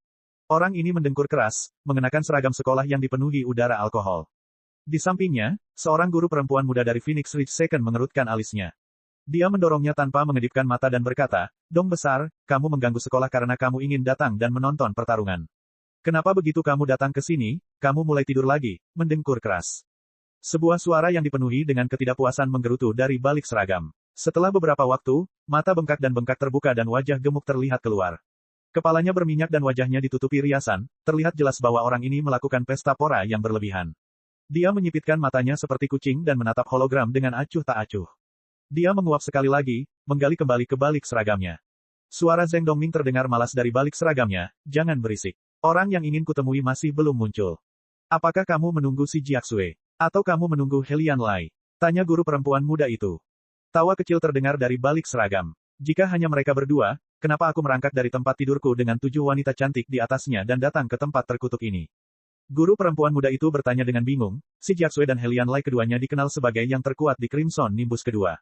Bahkan jika mereka tidak memiliki kualifikasi untuk menarik Anda ke sini, lalu siapa yang Anda tunggu untuk menontonnya? Seragam itu diam sejenak. Sebuah tangan gemuk dan cerdik tiba-tiba terulur, meraba-raba ke arah bawah rok guru sekolah muda itu. Tubuh guru perempuan itu bergetar karena menggigil, dan dia menggigiti giginya yang seputih mutiara. Tapi, dia tidak menolak. Saat Zheng Dongming meraba-raba, dia berbicara dengan malas, "Yang saya tunggu bukanlah yang terkuat, tapi yang paling ganas." Babak 36, Li Yao memasuki lapangan. Siang jam 12 siang. Kelompok kedua orang dengan kekuatan rata-rata telah menghabiskan seluruh energinya untuk bertarung. Praktis setengah dari orang-orang ini pensiun karena cedera, tidak memiliki kemampuan untuk terus berjuang. Baru sekarang para siswa kelas penting meninggalkan kelasnya. Mereka menghangatkan tubuh mereka dan mulai ikut berebut. Masuknya mereka ke dalam lapangan menyebabkan intensitas perkelahian meningkat karena beberapa faktor. 10 tiket masuk jatuh dengan cepat ke tangan siswa kelas penting. Medan perang telah berubah menjadi perang saudara di antara kelas penting. Pukul 13.30. Selain Helian Lai dan si Jiaxue, semua siswa kelas penting ikut serta. Pukul 14.10. Si Jiaxue perlahan membuka mata indahnya dan memasuki medan pertempuran. Pukul 14.15. Raja Nimbus Merah kedua, Helian Lai, keluar dari kelas, mengenakan aura mendominasi seperti baju zirah, secara resmi memasuki perang. Helian Lai dan si Jiaxue memiliki kekuatan sejati yang jelas berada di atas level yang berbeda dari siswa lainnya. Kesenjangan di antara mereka merupakan sesuatu yang tidak bisa ditutup hanya dengan mengandalkan dominasi jumlah. Dalam waktu kurang dari 1 menit, keduanya masing-masing menyita tiket masuk. Segera setelah itu, mereka menangkis serangan dari pengepungan 7-8 siswa, bahkan memukuli 6 siswa langsung ke angkutan medis. Oleh karena itu, tidak ada seorang pun yang berani mencoba merebut tiket yang ada di pelukannya. Pada akhirnya, masih ada 8 tiket masuk lainnya. Tidak perlu mencari kematian di bawah tangan kedua monster ini. Helian Lai, si Jiaxue, terakhir kali Crimson Nimbus Second menghasilkan anakan pohon sebesar itu adalah 3-5 tahun yang lalu. Wajah tetua Guild Nimbus Merah, yang telah terpaku pada ekspresi serius selama setengah hari, akhirnya menunjukkan sedikit senyuman. Betapa membosankan. Seharusnya aku tahu mereka baru akan keluar sekarang. Aku menyia-nyiakan seluruh pagiku dengan sia-sia. Di ruang VIP kedua, Zheng Dongming berbaring dengan nyaman di paha guru perempuan yang montok dan kokoh, sedang tidur. Kadang-kadang, dia mengangkat kepalanya untuk melihat hologram. Sambil menyeringai, dia segera menundukkan kepalanya kembali untuk tidur. Pukul 14.30. Di kedalaman Crimson Nimbus Second, di dalam gudang sekolah, di tengah-tengah ladang budidaya tua. Kedua jari telunjuk Li Yao tertusuk dalam dan kuat ke lantai kayu. Kepalanya menyentuh tanah dan kakinya di udara. Hanya menggunakan kekuatan jari telunjuknya, dia melakukan handstand dengan bentuk yang sempurna. Kedua kakinya, dipisahkan secara ekstrim, tidak memiliki sepatu. Dengan jari-jari kaki yang gesit seperti jari-jarinya, dia mengangkat halter tanpa goyah dengan masing-masing kakinya. Berat setiap halter adalah 100 kilogram. Asterisks. Saat berada dalam kondisi ini, hidung Li Yao mengeluarkan dengkuran yang sangat aneh. Sepasang matanya sedikit tertutup dan sedikit air liur menetes dari sudut mulutnya, dia sebenarnya sedang tidur. Tiba-tiba, berbunyi. Prosesor kristal mikro di pergelangan tangannya bergetar hebat dan mengkhawatirkan. Dengan kedipan tubuhnya, bang, suara terdengar, seperti dua percikan batu api yang terbang menembus kegelapan. Sesuatu terlempar ke dinding yang jaraknya lebih dari 30 meter, menciptakan sepasang boom. Kedua dumbbell seberat 100 kg itu benar-benar dikirim terbang lebih dari 30 meter oleh Li Yao dengan sebuah tendangan, dan menempatkan dirinya dalam-dalam di dinding. Seluruh permukaan tembok penuh lubang. Ini semua adalah kawah yang tertinggal akibat pemboman halter. Permukaannya seperti meteor, itu adalah pemandangan yang menghancurkan. Monster kecil, aku sudah mencabut batasan, menyerah. Segera lepaskan pakaian itu dan bergabunglah dalam pertempuran. Kamu masih punya waktu setengah jam. Tertawa Sun Biao. Kamu tidak perlu mengingatkanku. Menyebalkan sekali, Li Yao menguap. Dia menggaruk rambut sarang burungnya yang lebat dan berjalan ke pintu keluar dengan acuh tak acuh. Pukul 14.32.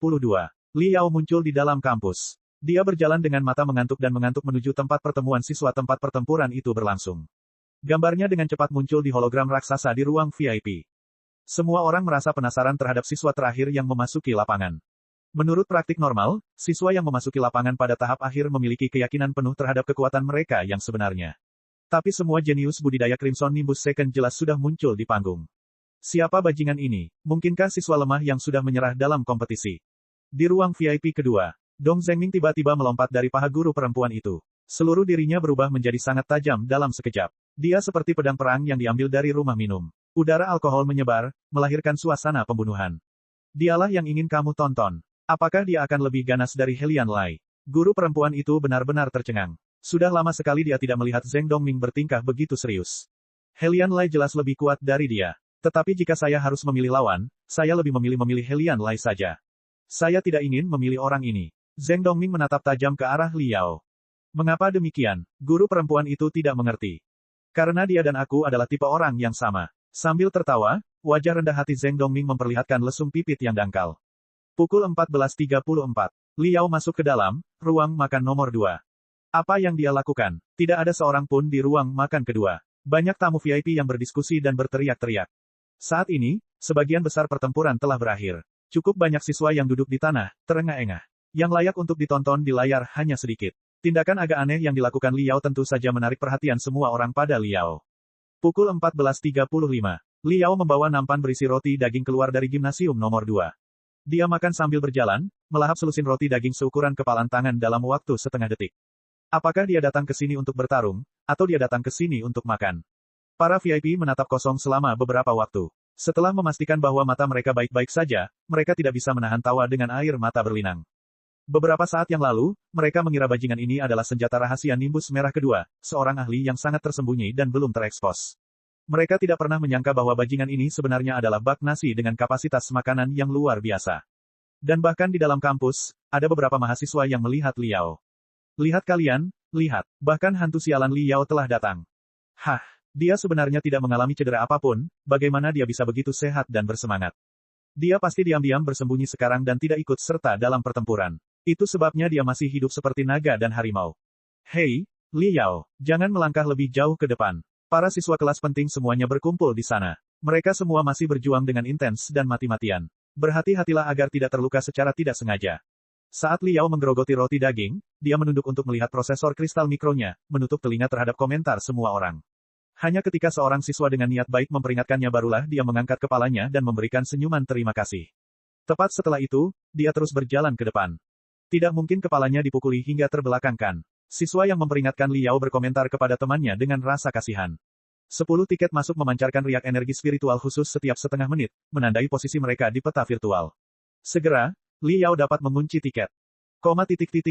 Nalanying sedang menyandarkan punggungnya di pohon raksasa. Dia terengah-engah dan terengah-engah. Ekspresi waspada di matanya seperti pisau tajam yang menyapu ke segala arah. Dia tidak merasa terganggu dengan bekas darah yang masih tertinggal di sudut mulutnya. Pikiran untuk menjilatnya tidak pernah terlintas dalam pikirannya. Dia harus menghirup udara sebanyak-banyaknya dalam jangka waktu sesingkat-singkatnya untuk menjaga pikiran tetap jernih selama mungkin, untuk memulihkan kekuatan tempurnya. Ini karena di tubuhnya, ada tiket masuk yang berharga. Nalanying menduduki peringkat ke-21 di antara kelas penting. Kecerdasan aktualisasinya berada di 65%. Bisa mendapatkan tiket masuk adalah sebuah kekayaan besar baginya. Dia benar-benar kurang percaya diri untuk bisa mempertahankan tiketnya sampai jam 3 sore. Untungnya, bintang keberuntungannya bersinar terang hari ini. Beberapa ahli di kelasnya pergi bersama-sama menyerang Helian Lai dan Si Jiaxue dan menerima luka serius, mereka tersingkir dari kompetisi. Siswa yang tersisa pergi berebut tiket masuk lainnya. Tidak ada keberadaan yang mengancam dengan kekuatan ekstrim di sekelilingnya. Setidaknya, tidak untuk saat ini. Nalanying telah membiarkan imajinasinya menjadi liar di benaknya ketika dia tiba-tiba merasakan sakit yang menusuk di tulang dada.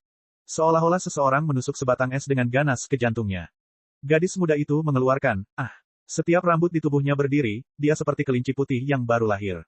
Tubuhnya bereaksi secara naluriah, mengabaikan segalanya dan melarikan diri sejauh 7-8 meter secara otomatis. Nalanying punya perasaan tertentu bahwa jika dia tetap tinggal di sana, dia pasti sudah tercabik-cabik. Berdiri 7-8 meter di belakangnya, dengan pakaian ceroboh, adalah seorang anak muda biasa. Jika ada sesuatu yang harus dikatakan aneh tentang dia, itu adalah fakta bahwa pipinya penuh dengan roti. Tanpa henti, dia terus mengunyah, dan mengunyah, dan mengunyah. Li Yao. Nalanying benar-benar tidak berani memercayai matanya, hantu sialan Li Yao adalah orang paling terkenal di Nimbus Merah kedua, pria saat ini. Jelas sekali, dia tidak salah. Itu sebenarnya dia. Kenapa saat punggungku menghadapnya, semua bulu kuduku berdiri. Sepertinya aku sedang menghadapi binatang iblis yang mengerikan. Aku bahkan tidak bisa memikirkan setengah pun perlawanan dalam pikiranku. Satu-satunya pikiranku adalah melarikan diri dalam keputusasaan. Jantung Nalanying berdebar kencang. Dadanya sedikit membengkak ke atas dan ke bawah secara bergelombang. Dia tidak bisa tenang. Li Yao mengunyah roti dagingnya dengan acuh tak acuh sambil berjalan mendekatinya. Kulit kepala Nalanying terasa panas. Dia merasakan krisis yang semakin intens. Dia tidak bisa menghentikan seluruh dirinya untuk gemetar. Tidak peduli seberapa keras dia mencoba menarik napas dalam-dalam, tidak ada gunanya.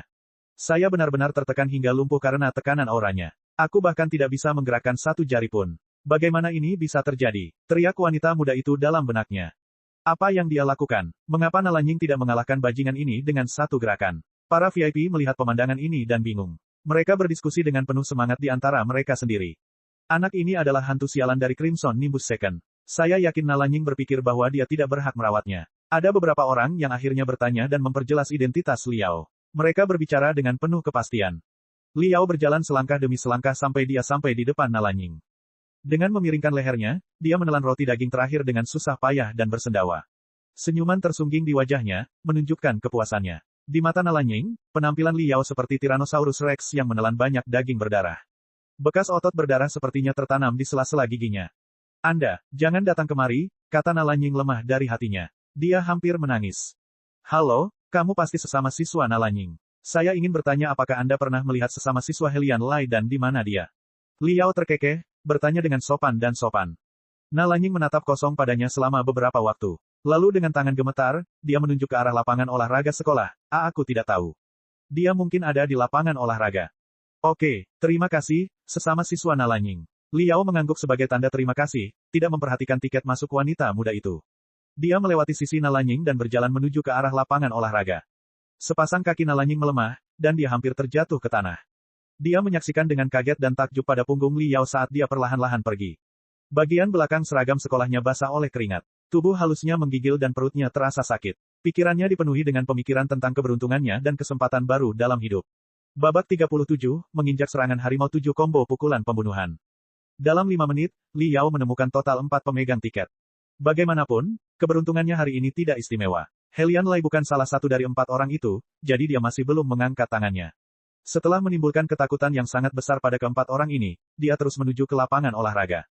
Li Yao, jangan jauh dariku. Pukul 14.44. Teriakan tajam terdengar di telinga Li Yao. Sesosok, yang dijalin dengan niat membunuh, menghalanginya untuk melangkah maju. Itu adalah Zhao Liang, orang yang lututnya patah sebulan yang lalu. Kaki Zhao Liang telah kembali normal sejak lama, dan dalam jangka waktu bulan ini, dia menjalani beberapa latihan yang pahit. Temperamen seluruh orangnya berubah total. Kebencian dan keganasannya meningkat. Dia seperti pedang yang dicat hitam, menyerap cahaya. Wajah Zhao Liang bengkok dan bengkok, berubah bentuk menjadi wajah kuda. Dia berkata sambil tertawa dengan kejam, saya perlu mengucapkan terima kasih yang benar, sesama siswa Liao. Saya masih ingat dengan jelas di benak saya apa yang Anda lakukan terhadap saya sebulan yang lalu. Itu segar dalam ingatanku, muncul setiap malam dalam mimpiku. Aku memberi hormat padamu. Di bulan ini, saya menjalani pelatihan yang gila-gilaan. Rasa sakit yang kutanggung adalah rasa sakit yang tak terbayangkan olehmu. Hehehehe. Akhirnya, Dalam waktu 1 bulan, saya naik dari peringkat 41 di kelas menjadi peringkat 33. Saya bukan lagi siswa peringkat terakhir. Hari ini, saya akan mengucapkan selamat tinggal kepada Anda dengan menggunakan, menginjak serangan harimau, 3 combo pukulan pembunuhan, yang telah saya latih. Saya tidak tahu apakah kali ini, Anda masih memiliki pelat besi yang terselip di depan tulang dada Anda. Liao mengangkat pergelangan tangannya untuk melihat prosesor kristal mikronya, bahkan tidak ada sedikit pun reaksi. Zhao Liang tidak memiliki tiket masuk. Kamu bahkan tidak punya tiket, tapi kamu tetap berangkat. Apa menurutmu kita sedang mengikuti kompetisi debat? Dengan tatapan matanya, Liao tiba-tiba berteriak dengan paksa. Seluruh tubuhnya berjongkok dan sepasang kakinya tampak membengkak 2 kali lipat dalam sekejap. Itu seperti pegas melingkar tebal yang disimpan penuh energi. Suara mendesing. Dalam sekejap, siluet Liao menghilang tanpa jejak, muncul tepat di depan Zhao Liang setengah detik kemudian. Aura brutalnya mengunci seluruh rambut di kepala Zhao Liang. Zhao Liang tidak bisa bereaksi sama sekali terhadap kecepatan Liao yang tak tertandingi. Saat ekspresi keheranan muncul di wajah Zhao Liang, Liao menyambar tengkorak Zhao Liang dengan sepasang tangannya, seperti buah kenari yang dikepal dengan tang logam besar. Zhao Liang sama sekali tidak bisa membebaskan dirinya. Lutut kanan Liao dengan ganas menabrak tubuh Zhao Liang seperti peluru artileri. Teknik terkuat dari 13 kekuatan binatang perang, menginjak serangan harimau. Ledakan, setengah tubuh bagian bawah Zhao Liang terbang. Seluruh tubuhnya meringkuk menjadi bola, tampak seperti udang kecil. Darah muncrat deras dari mulutnya. Bagian belakang seragam sekolahnya tercabik-cabik. Liao tidak punya niat untuk berhenti. Saat kaki kanannya terjatuh, lutut kirinya patah. Kedua lutut itu saling menyerang satu demi satu secara berurutan. Ledakan, ledakan, ledakan, ledakan, ledakan, ledakan, ledakan. Lututnya dipukul dengan kekuatan besar 7 kali berturut-turut. Setiap pemboman sedikit lebih kuat dari yang terakhir. Serangan terakhir, dengan lutut sekeras besi, langsung meledak ke wajah Zhao Liang. Seluruh wajah Zhao Liang tenggelam dalam. Sepertinya dia dihancurkan dengan ganas oleh palu besi raksasa. Dia terbang beberapa puluh meter, dengan keras menabrak tanah. Dia bahkan tidak sempat mengeluarkan jeritan darah yang mengental sebelum dia benar-benar pingsan. Teknik pembunuhan yang digunakan oleh militer, 13 pasukan binatang perang, menginjak serangan harimau 7 combo pukulan pembunuhan. Yi, di ruang VIP ketiga, ruangan itu dipenuhi kebisingan dan keributan beberapa detik yang lalu, penuh dengan aktivitas. Detik berikutnya, ruangan itu berubah menjadi sunyi senyap. Keheningan yang mematikan, tak seorang pun menyangka bahwa siswa elit dari kelas penting akan tersingkir dalam sekejap karena kesalahan kelas biasa. Ah, di ruang VIP kedua, guru perempuan Phoenix Ridge kedua berteriak kaget. Dia memandang Zheng Dongming di sampingnya. Mulut Zheng Dongming tersenyum, menunjukkan ekspresi yang tidak mengejutkan. Di ruang VIP pertama, mata Zhao Yin bersinar terang dan segera kembali ke keadaan semula. Dengan lambaian tangannya, dia memanggil sekretarisnya. Setelah bertukar beberapa kata, sekretaris itu bergegas pergi. Waktu saat ini adalah 14:53. Liao bahkan tidak melirik Zhao Liang. Dia melangkahi tubuh Zhao Liang, menganggap Zhao Liang sebagai sampah. Keributan perkelahian keduanya pun menarik perhatian beberapa siswa di sekitarnya. Liao bahkan tidak berjalan jauh sebelum dia dikelilingi oleh 3 siswa kelas penting yang sombong. Mereka memelototinya dengan penuh kewaspadaan. Ketiga siswa ini menyaksikan Liao menghabisi Zhao Liang dengan satu gerakan. Tentu saja, mereka tidak akan menurunkan kewaspadaan mereka. Mereka menganggapnya sebagai orang yang paling takut terhadap ancaman. Kamu adalah Liao. Saya tidak pernah berpikir bahwa Anda tidak disiksa oleh Helian Lai selama bulan ini, tetapi sebenarnya bersembunyi dalam pelatihan. Kamu sebenarnya memiliki kekuatan sekuat ini. Namun, itu tidak ada gunanya. Kami, 20 siswa teratas di kelas penting, berada pada level yang sama sekali berbeda dari si bajingan Zhao Liang. Kata seorang siswa kelas penting sambil mencibir. Dan sebagai tambahan, kami bertiga telah berlatih teknik penyerangan gabungan sejak kami memasuki tahun ketiga. Kamu bukan tandingan kami, kata siswa kedua dari kelas penting. Oleh karena itu, jika kamu adalah orang yang cerdas, kamu akan menjadi anak yang baik dan mengalahkannya. Pergi memperebutkan tiket orang lain. Kami tidak ingin ada luka di pihak kami juga, siswa ketiga dari kelas penting mengakhiri pembicaraan. Liao melihat prosesor kristal mikronya dan menemukan bahwa mereka memang membawa 3 tiket masuk di tubuh mereka. Kekuatan sebenarnya dari para siswa ini bertahan di peringkat 20 di kelas penting, terombang-ambing ke atas dan ke bawah. Mereka tahu akan sulit untuk hanya mengandalkan diri sendiri untuk merebut tiket, jadi mereka berencana untuk bekerja sama sejak awal untuk bertarung. Mereka menghabiskan sebagian besar waktunya dengan susah payah mengerjakan teknik serangan gabungan mereka hingga menjadi sempurna dan indah. Memang kali ini, beberapa siswa peringkat 15 teratas di kelas penting dikalahkan di bawah tangan mereka, merebut 3 tiket masuk yang berharga. Liao belum tentu mengetahui informasi ini. Namun, waktu tersisa hanya 7 menit. Dia khawatir tidak ada cukup waktu untuk menemukan Helian Lai. Dia dengan hati-hati mengukur 3 siswa kelas penting di sekitarnya, menganalisis dan menghitung dengan kecepatan kilat. Dia tidak punya pilihan selain menyadari bahwa lawannya adalah lawan tangguh yang levelnya lebih tinggi daripada Zhao Liang. Dia memeriksa prosesor mikrokristalnya sekali lagi. Dia mendapati, dengan kecewa, bahwa selain ketiga orang ini, 7 siswa pembawa tiket lainnya berada jauh darinya. Kemungkinan besar ada yang bersembunyi di dalam bangunan yang rumit dan mirip labirin. Dan kebanyakan dari mereka bergerak dengan kecepatan tinggi. Akan sangat sulit untuk menangkap mereka. Helian Lai, ada tabir di antara kita. Saya terpaksa menunggu sampai Youth Limit Challenge untuk secara perlahan menyelesaikan masalah di antara kita. Liao menyipitkan matanya, mengalihkan pandangannya dari ketiga siswa kelas penting. Dengan perlahan dan tidak tergesa-gesa, dia melepas give up. Apa yang dia lakukan? Tidak mungkin dia ingin bertarung 1 lawan 3. Semua orang bingung di ruang VIP. Siswa Liao mengalahkan Zhao Liang dalam satu gerakan. Meskipun kekuatan aslinya tidak biasa, dia ingin melawan 3 siswa, yang jelas melampaui Zhao Liang, sebagai lawannya. Itu pasti terlalu berat baginya, kan? Para guru berdiskusi dengan penuh semangat. Dan di ruang VIP pertama, ekspresi senyuman di kedalaman mata Elder Zhou Yin dari Guild Nimbus Merah menjadi semakin kaya. Liao berjongkok dan melipat, menyerah, dengan rapi dan rapi. Dia menempatkan, menyerah, dengan hati-hati ke samping. Dia mengenakan tank top dan celana pendek olahraga biasa. Dia telah mengenakan pakaian ini sejak lama, selama latihan besarnya yang menyiksa. Mereka kurus seperti sayap jangkrik, memperlihatkan samar-samar garis otot di bawahnya dengan jelas. Perawakannya benar-benar biasa dan ototnya tidak dianggap terlalu ekstrim. Tapi ketiga siswa kelas penting yang mengelilinginya tidak tahu kenapa, tapi mereka semua secara bersamaan merasakan hawa dingin yang dalam. Ketika Liao melepas pakaian luarnya, udara sedingin es juga tampak menyertai aksinya, meresap dan menyebar di udara. Dia seperti Velociraptor yang berubah dalam sekejap menjadi Tyrannosaurus Rex. Bang! Liao menginjakkan satu kakinya ke tanah, merobek-robek sepatu olahraganya menjadi beberapa bagian. Kecepatannya meningkat secara tak terduga jika dibandingkan dengan momen baru-baru ini ketika dia membombardir Zhao Liang dengan kejam. Dalam masa hidup percikan batu api, dia muncul tepat di depan siswa lawan dari kelas penting. Combo Trading Tiger Strike dilepaskan sekali lagi seperti pisau panas menembus mentega. Babak 38, membunuh jalan menuju Pulau Naga Iblis. Ketiga siswa di kelas penting tidak pernah menyangka bahwa Liao akan benar-benar mengambil inisiatif menyerang. Terlebih lagi, mereka tidak pernah mengira serangannya akan sekuat dan sekejam ini. Dalam sekejap, mereka menjadi pucat karena ketakutan. Namun, kecepatan reaksi mereka jelas lebih cepat daripada kecepatan reaksi Zhao Liang, siswa kelas penting yang menghadap Liao menyilangkan tangannya untuk bertahan. Pinggangnya ditekuk dengan cara yang aneh. Sebuah ledakan terdengar. Dia baru saja bertahan melawan serangan lutut Liao. Erangan tertahan di mulutnya, dan ada ekspresi rasa sakit yang tak tertahankan di wajahnya. Tulang kedua lengannya patah oleh satu serangan lutut Liao yang membombardir. Dua siswa lain dari kelas penting melepaskan serangan mereka dari belakang, sia-sia berusaha menahan Liao. Bang-bang, Liao tidak menghindar atau menghindar. Dia dengan paksa menerima serangan dari dua orang di belakangnya. Kedua siswa kelas penting itu menendang punggungnya dengan ganas, namun itu seperti menendang karung pasir raksasa yang berisi serutan besi. Otot-otot Liao segera berdesir dengan cara yang aneh. Energinya tersebar dan dihilangkan dalam sekejap. Kemampuan ketahanan fisiknya sekuat ini.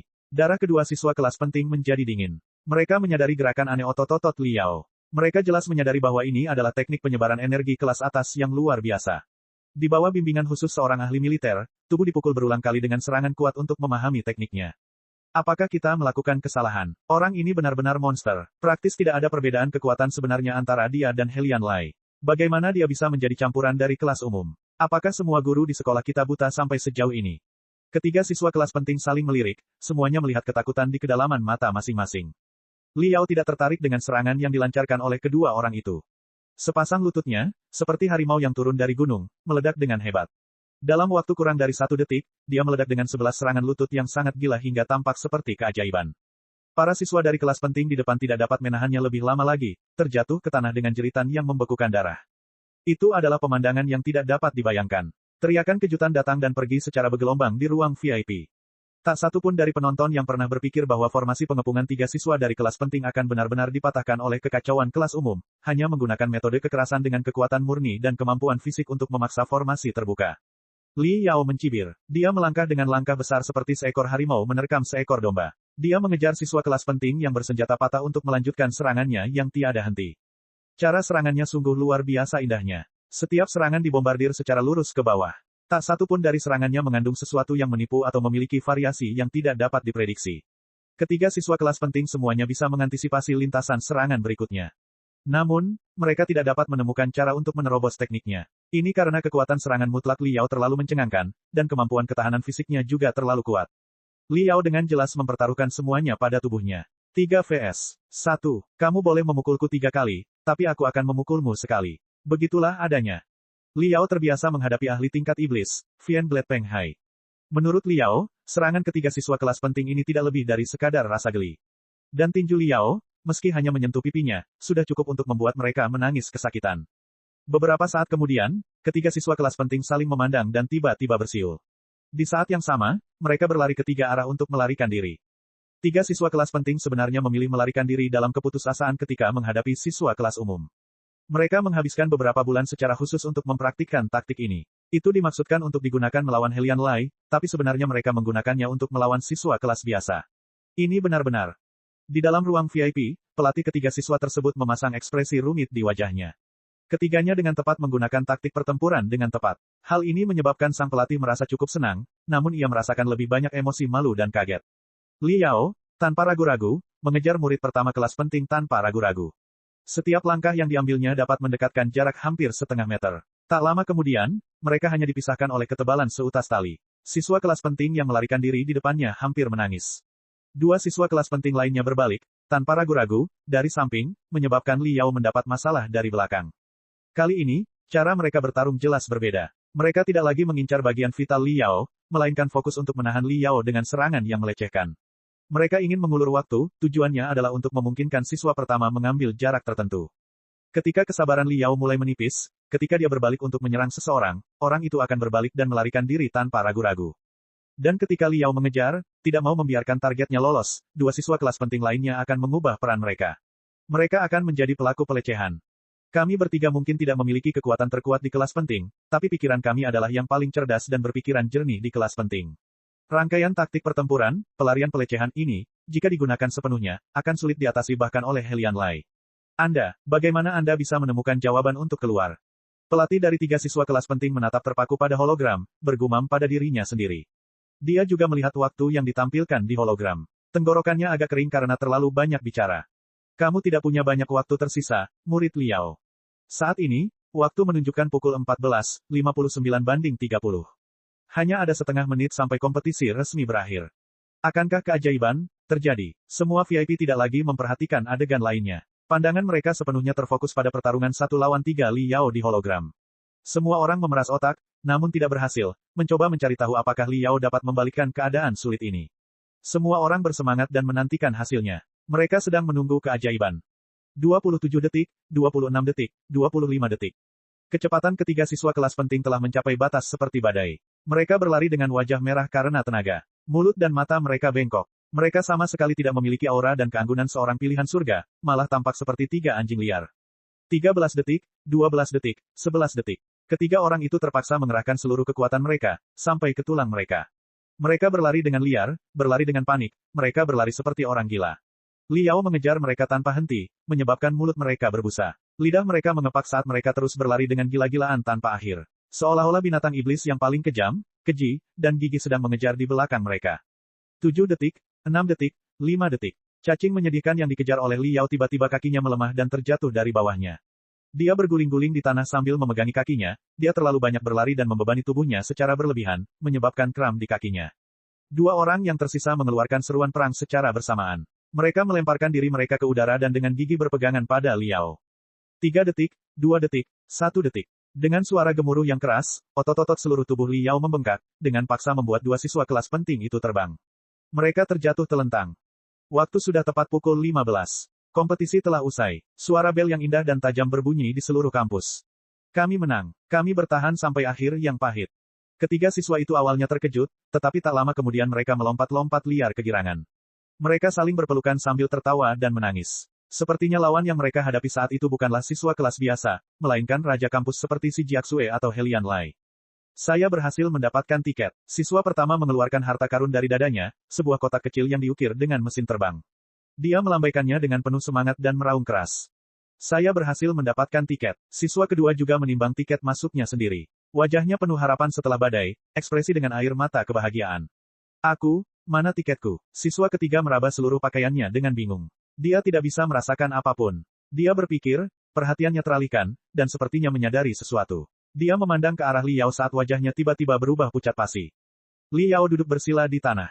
Kepalanya dimiringkan saat dia dengan hati-hati memeriksa kotak artefak yang ada di tangannya dengan sangat detail dan menemukan bahwa ada kartu kristal semi-transparan setipis sayap jangkrik tergeletak di dalamnya. Pulau Naga Setan adalah salah satu lokasi kompetisi limit Challenge tahun ini. Liao bersiul pelan sambil mengeluarkan tiket dari kotak dan menyalurkan tiket itu dengan pikirannya. Seekor makhluk puji terbang di udara dan tertawa riang. Di ruang VIP ada gelombang keributan. Kapan dia mengambil tiketnya? Bagaimana aku bisa melewatkannya? Sebagian besar kepala rumah tangga saling memandang dengan cemas. Mereka tidak berani mempercayai mata mereka. Di ruang VIP pertama, Yin Zhou tidak bisa menahan tawa ringan, menganggukkan kepalanya, tidak buruk. Tubuh anak ini cukup kuat, seperti para spesialis penempat tubuh dari benua barat laut yang berkultivasi di jalur penyempurnaan tubuh. Dan, jari-jarinya begitu mahir, mampu merebut tiket tanpa ada yang menyadarinya. Jari-jari itu sangat cocok untuk membuat dan memperbaiki artefak, itu hanyalah tangan seorang pemurni. Saat ini, yang paling tidak dimiliki oleh Circle of Cultivators adalah para jenius multitalenta seperti ini. Sungguh, anak ini lumayan. Saat ini, sekretarisnya masuk dan membungkuk ke telinganya, mengucapkan beberapa patah kata. Oh, jadi ada hal seperti ini yang terjadi. Tatapan Zhou Yin melayang, seperti aliran sungai yang lembut, ke arah Helianba. Jadi, ada kabar bahwa putramu yang terhormat dan murid ini, Liao, memiliki kesalahpahaman. Alis Helianba terangkat, wajahnya dipenuhi dengan ekspresi tidak percaya. Tidak mungkin, kan? Saya belum pernah mendengar kebohongan kecil menyebutkan hal ini sebelumnya. Meskipun demikian, anak-anak bisa jadi berdarah panas. Sangat umum bagi mereka untuk berkelahi satu sama lain, dan seringkali persahabatan lahir dari saling bertukar pukulan. Bukankah banyak ikatan seumur hidup yang lahir dari persaingan dan perkelahian? Atau mungkin saja keduanya memang salah paham. Itu juga bukan masalah besar. Siapa yang masih menganggapnya pribadi? Zhou Yin perlahan menganggukkan kepalanya, kalau begitu tidak apa-apa. Putramu yang terhormat juga seorang jenius yang sulit didapat. Kekuatannya lebih unggul dari Liao dalam satu faktor. Kedua hal ini memiliki masa depan yang menjanjikan. Tidak ada gunanya marah karena masalah kecil seperti itu. Helianba menganggukkan kepalanya berulang kali. Dia berbicara dengan sangat tulus, ya. Ya, apa yang Penatua Zhou katakan adalah mutlak. Oh itu benar. Kepala sekolah Zhao, saya pernah mendengar bahwa keadaan keluarga siswa Liao tidak terlalu baik. Bukankah sekolah kita mempunyai dana khusus untuk mensponsori siswa yang miskin? Saya mengusulkan untuk menarik 100.000 kredit dari dana ini, dan saya sendiri juga akan menyumbangkan 100.000 kredit dengan total 200.000 kredit sebagai bentuk beasiswa untuk diberikan kepada siswa Liao sebagai pujian atas penampilannya yang luar biasa dalam kompetisi pertarungan ini. Penatua Zhou, Tuan, bagaimana menurutmu? Zhou Yin terkekeh. Ini semua urusan sekolahmu, saya tidak ingin terlibat. Singkatnya, potensi dasar siswa ini tidaklah buruk. Saya cukup senang. Kepala sekolah Zhao, anggota Dewan Helian, dan semua tamu yang duduk bersama saya hari ini, semuanya telah melakukan pelayanan yang luar biasa.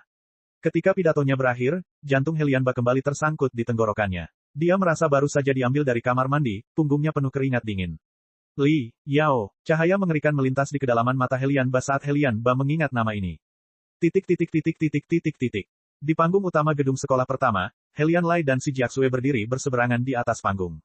Mereka membuka mikroprosesor untuk menghasilkan hologram guna mengetahui nama 10 pemegang tiket. Kami menyebabkan beberapa siswa kuat di kelas kami menderita cedera berat dan mengundurkan diri dari kompetisi. Kami tidak tahu siapa 8 orang lainnya, yang beruntung bisa ikut bersama kami ke Pulau Naga Iblis. Helian Lai tertawa dengan kepala menunduk. Ekspresi senyuman mereka membeku dalam sekejap, seperti wajah mereka ditutupi topeng kulit manusia yang rusak, dan seperti wajah mereka dipukuli dengan kejam. Ekspresi keraguan samar muncul di wajah si Jiaxue. Tanda tanya raksasa muncul di kedalaman mata air jernihnya. Li Yao, keduanya membaca nama itu dalam hati. Nada dan implikasinya berbeda seperti hitam dan putih. Babak 39, Dunia Budidaya, luasnya seperti langit dan lautan. 10 hari kemudian, di pantai timur Federasi, di Samudra Timur Jauh. Saat itu masih pagi. Matahari terbit memenuhi hari dan awan merah memenuhi langit. Segudang titik sisik ikan emas berkilauan dan mempesona di lautan yang terbentang sejauh mata memandang. Itu adalah adegan dari dongeng. Kumpulan ikan dan binatang iblis samudera yang tak terhitung jumlahnya melompat dan berterbangan di atas permukaan laut emas, menciptakan pemandangan yang sangat penting untuk dilihat. HUMM. 8 kapal besar bertenaga energi spiritual anti-gravitasi dipenuhi para jenius muda dari kota tombak terapung dan selusin kota di sekitarnya, membawa mereka ke sana dan tampak seperti 8 penyu besar. Mereka dengan santai menyapu di ketinggian 200 meter di atas permukaan laut. Mesin terbang mereka yang misterius dan kompleks bergetar tanpa henti, memancarkan semua warna pelangi dengan cerah. Gelombang energi spiritual yang bergejolak melonjak dan beriak. Riak-riak itu menyebar tanpa henti, bertabrakan ke laut, menciptakan ledakan yang terdengar seperti raungan menggelegar dari binatang iblis besar, dan menciptakan gelombang buih putih. Li Yao berdiri di tepi depan. Dia berpegangan pada pagar, melihat ke bawah. Di tengah lautan emas, puluhan perahu nelayan berlayar dengan malas kemana-mana, tersebar dan terfragmentasi. Tiba-tiba, gelembung air, yang sangat aneh membengkak di permukaan laut tidak terlalu jauh. Segera, sepotong kecil sirip yang sangat tajam muncul, membelah laut tanpa suara. Ia menuju ke beberapa lusin perahu nelayan dengan kecepatan tinggi, menyerang. Ketika sirip mencapai jarak hampir 100 meter dari perahu nelayan, gelembung air tiba-tiba mengembang. Seekor ikan monster raksasa sepanjang 100 meter meledak keluar dari gelembung air, tiba-tiba melompat ke udara dan membubung setinggi beberapa puluh meter. Ia bergerak maju dengan sembrono, menerkam ke arah perahu nelayan. Kulit ikan monster ini bergelombang dan penuh koreng serta ditutupi karang tumbuh dengan 5 warna indah berbeda. Itu terlihat sangat jahat. Ada pertumbuhan tumor di kepalanya yang membentuk wajah bayi jelek sekali. Bahkan ada tentakel tebal, di ujungnya ada segumpal daging yang tumbuh dari dahinya.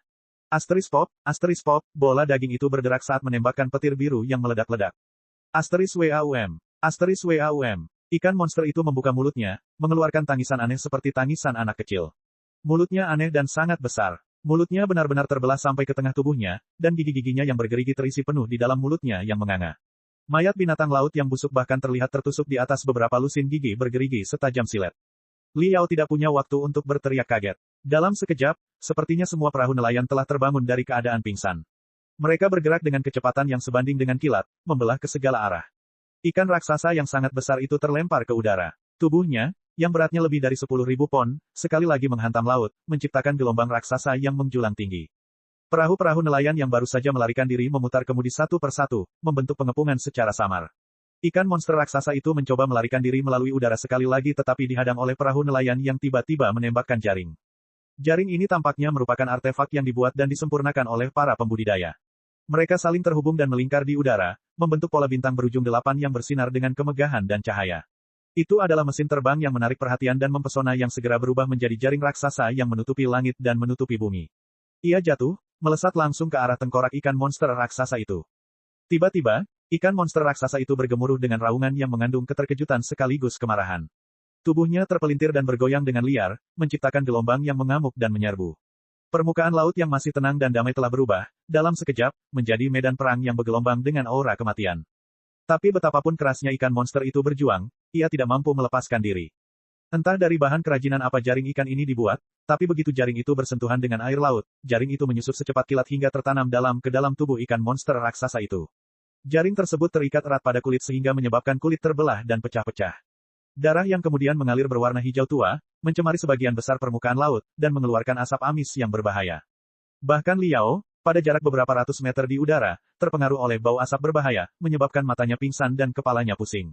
Dia samar-samar merasakan kehilangan kesadaran. Nampaknya darah ikan monster raksasa ini mengandung kemampuan alami dan menakutkan yang dapat menyebabkan orang kehilangan kesadaran. Desir. Beberapa lusin kapal penangkap ikan meluncurkan tombak raksasa secara bersamaan, menusuk jauh ke dalam tubuh ikan monster tersebut. Dengan tambahan rasa sakit, ikan monster itu menjadi semakin gila. Ikan-ikan tersebut meronta-ronta dan berusaha melarikan diri sehingga menyebabkan tali baja yang diikatkan pada perahu nelayan menjadi kencang dan lurus. Beberapa lusin perahu nelayan diseret dan bergegas maju. Ikan monster itu berlari beberapa ratus meter, menyeret beberapa perahu nelayan dan menyebabkan mereka terjungkal ke sudut yang ekstrim, hampir sampai terbalik. Dari salah satu kapal ini terbang keluar seorang penggarap yang mengenakan mobile armor bertenaga kristal berwarna biru muda yang membawa pedang raksasa di bahunya. Dalam sekejap mata, pembudidaya ini terbang dan muncul tepat di depan ikan monster itu. Busur petir berbahaya melintas di tentakel di dahi ikan monster itu. Dengan pedang raksasa di tangan, gambaran serangan pedang muncul. Tentakel itu benar-benar terbelah rapi di bagian dasarnya, jatuh ke laut. TSSS. Ikan monster itu tidak bisa menahan teriakannya yang tajam dan membekukan darah. Tanpa menunggu ikan merespons, kultivator itu menyarungkan pedangnya sekali lagi di belakang punggungnya. Tangan kirinya menggenggam gagangnya, sedangkan telapak tangan kanannya menghadap dahi ikan monster raksasa itu. Sebuah bola cahaya, seperti miniatur matahari, terbentuk di telapak tangannya dan mengembang dengan kecepatan kilat. Ledakan. Ketika bola cahaya melebar ke ukuran lebih besar dari kepala kultivator, jari-jari tangannya terbuka lebar. Dia mendorong dengan kuat, mengirimkan bola cahaya ke dalam luka menganga darah di dahi ikan monster itu, memasuki otak ikan monster itu dalam sekejap. Hanya suara yang menggetarkan dunia yang terdengar. Geyser darah menyembur ratusan meter ke udara dari lubang sembur di bagian atas otak ikan monster itu. Seluruh otaknya telah dihaluskan menjadi bubur. Mata ikan monster itu berubah menjadi abu-abu dalam sekejap. Ia berhenti meronta, membalikkan perut, dan melayang tanpa kekuatan di permukaan laut. Gurita parasit, kepiting, dan binatang iblis kecil yang tak terhitung jumlahnya yang hidup di tubuhnya berpencar, melarikan diri tanpa arah menuju dasar laut dengan panik. Luar biasa, Li Yao menyaksikan dengan heran. Ini adalah perburuan pengepungan yang direncanakan sejak awal. Pertama, jaring ikan dan tombak digunakan untuk menguras kekuatan fisik dan daya hidup ikan monster tersebut. Kemudian, sang penggarap membelah tentakelnya untuk membuat luka sebagai titik lemahnya. Akhirnya, serangan fatal dikirimkan melalui luka ke otak ikan monster. Dunia kultivasi, sungguh sangat luas dan penuh dengan kehebatan yang tak terbatas. Liao menatap jauh ke kejauhan, hingga batas kemampuannya. Awan merah tak berdasar tersebar di cakrawala. Piringan merah matahari melakukan yang terbaik untuk menembus permukaan laut, dan melesat ke langit. Ini adalah pemandangan spektakuler dari keluasan dan kekuatan alam, sesuatu yang tidak sering dialami Liao saat menjalani kehidupan di kota tombak terapung. Dia merasa damai dan santai, dan pikirannya seperti gambaran yang terlihat oleh matanya, mereka terbang ke ujung lautan, menuju matahari. Suatu hari nanti, saya juga akan menjadi seorang kultivator, seperti ini. Tanganku akan memegang senjata militer luar biasa yang aku buat sendiri. Aku akan bergegas ke lautan luas, membunuh binatang iblis dan bergulat dengan lautan badai. Gelombang hati Liao bergerak naik turun, memanaskan darahnya. Semua orang di kapal anti-gravitasi ini adalah pemuda dari kota tombak terapung. Cukup banyak orang yang seperti dia. Berdua dan bertiga di dek kapal, mereka juga mengagumi keajaiban alam yang terbentang di depan mata mereka. Mereka telah melihat kultivator di bawah membunuh binatang iblis, dan mereka berteriak, satu persatu, karena terkejut. Namun, Liao memahami dengan jelas bahwa dia berbeda dari orang lain dalam kelompok orang ini. Apa yang dia tunjukkan dalam perebutan tiket terlalu mengejutkan. Dan, dia adalah seseorang yang bersedia menyinggung orang-orang dengan dukungan kaya dan berkuasa, seperti Helian Lai. Orang lain tidak berani naik dan berbicara dengannya. Liao menikmati kedamaian. Dia menatap keajaiban yang luar biasa indah, pantulan langit di lautan. Ingatannya terbang kembali ke masa mimpinya akan keagungan. Bintik-bintik detail menjadi lebih jelas. Tidak peduli apa yang dia ingat, tidak peduli betapa bergunanya itu, dia mencatat semuanya ke prosesor kristalnya. Ini adalah teknik pelatihan rahasianya yang baru saja dia pikirkan. Kemampuan orang untuk mengingat akan selalu ada batasnya, apalagi mengingat detail mimpi.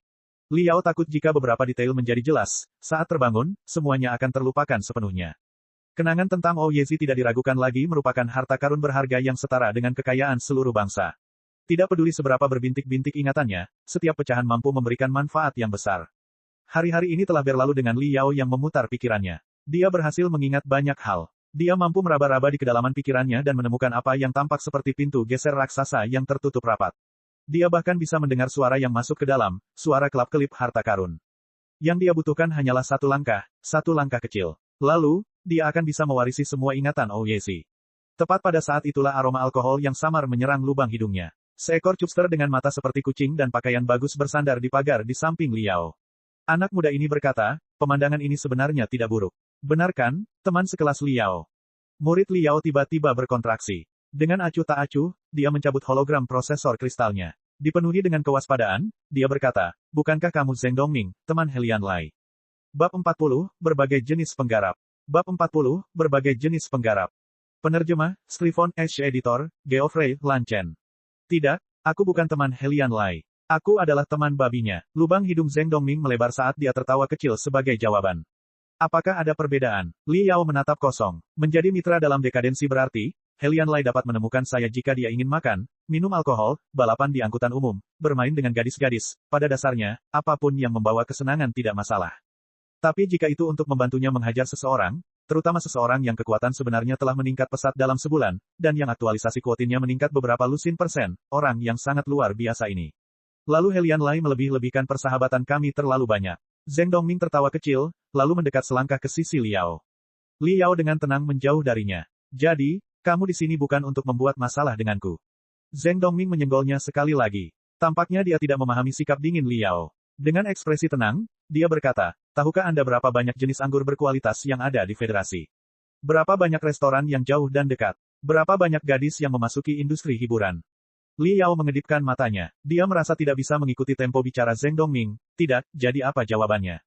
Dengan menjentikkan jarinya, Zheng Dongming menyebutkan daftar angka. Menurut statistik saya, Federasi memiliki total 1.300 anggur berkualitas yang berbeda, lebih dari 300.000 restoran terkenal yang patut untuk dicoba, dan baru tahun lalu, menghitung setiap aktris wanita baru dari setiap perusahaan hiburan besar, idola wanita, setidaknya ada 500.000 dari mereka.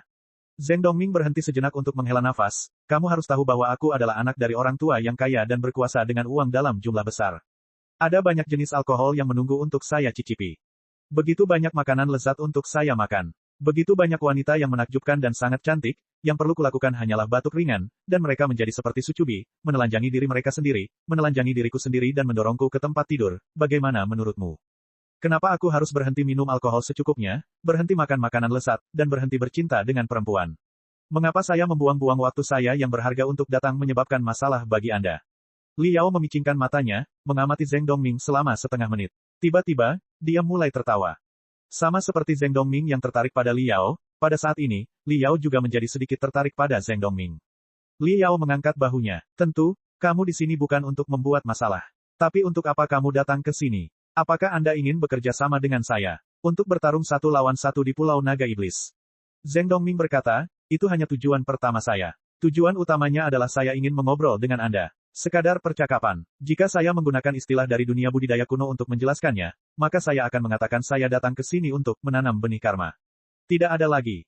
Kamu kaya dan berkuasa. Aku terkutuk dan miskin. Kami bukan orang-orang dari dunia yang sama. Apa yang bisa kita bicarakan? Banyak kawan, misalnya, kamu adalah individu yang cukup berbakat, sesama siswa Liao. Saya dengar Anda juga memiliki cukup banyak keterampilan dalam perbaikan artefak. Lalu apa yang akan terjadi? Sudahkah Anda memikirkan sekolah mana yang ingin Anda masuki? Anda ingin menjadi kultivator tipe apa?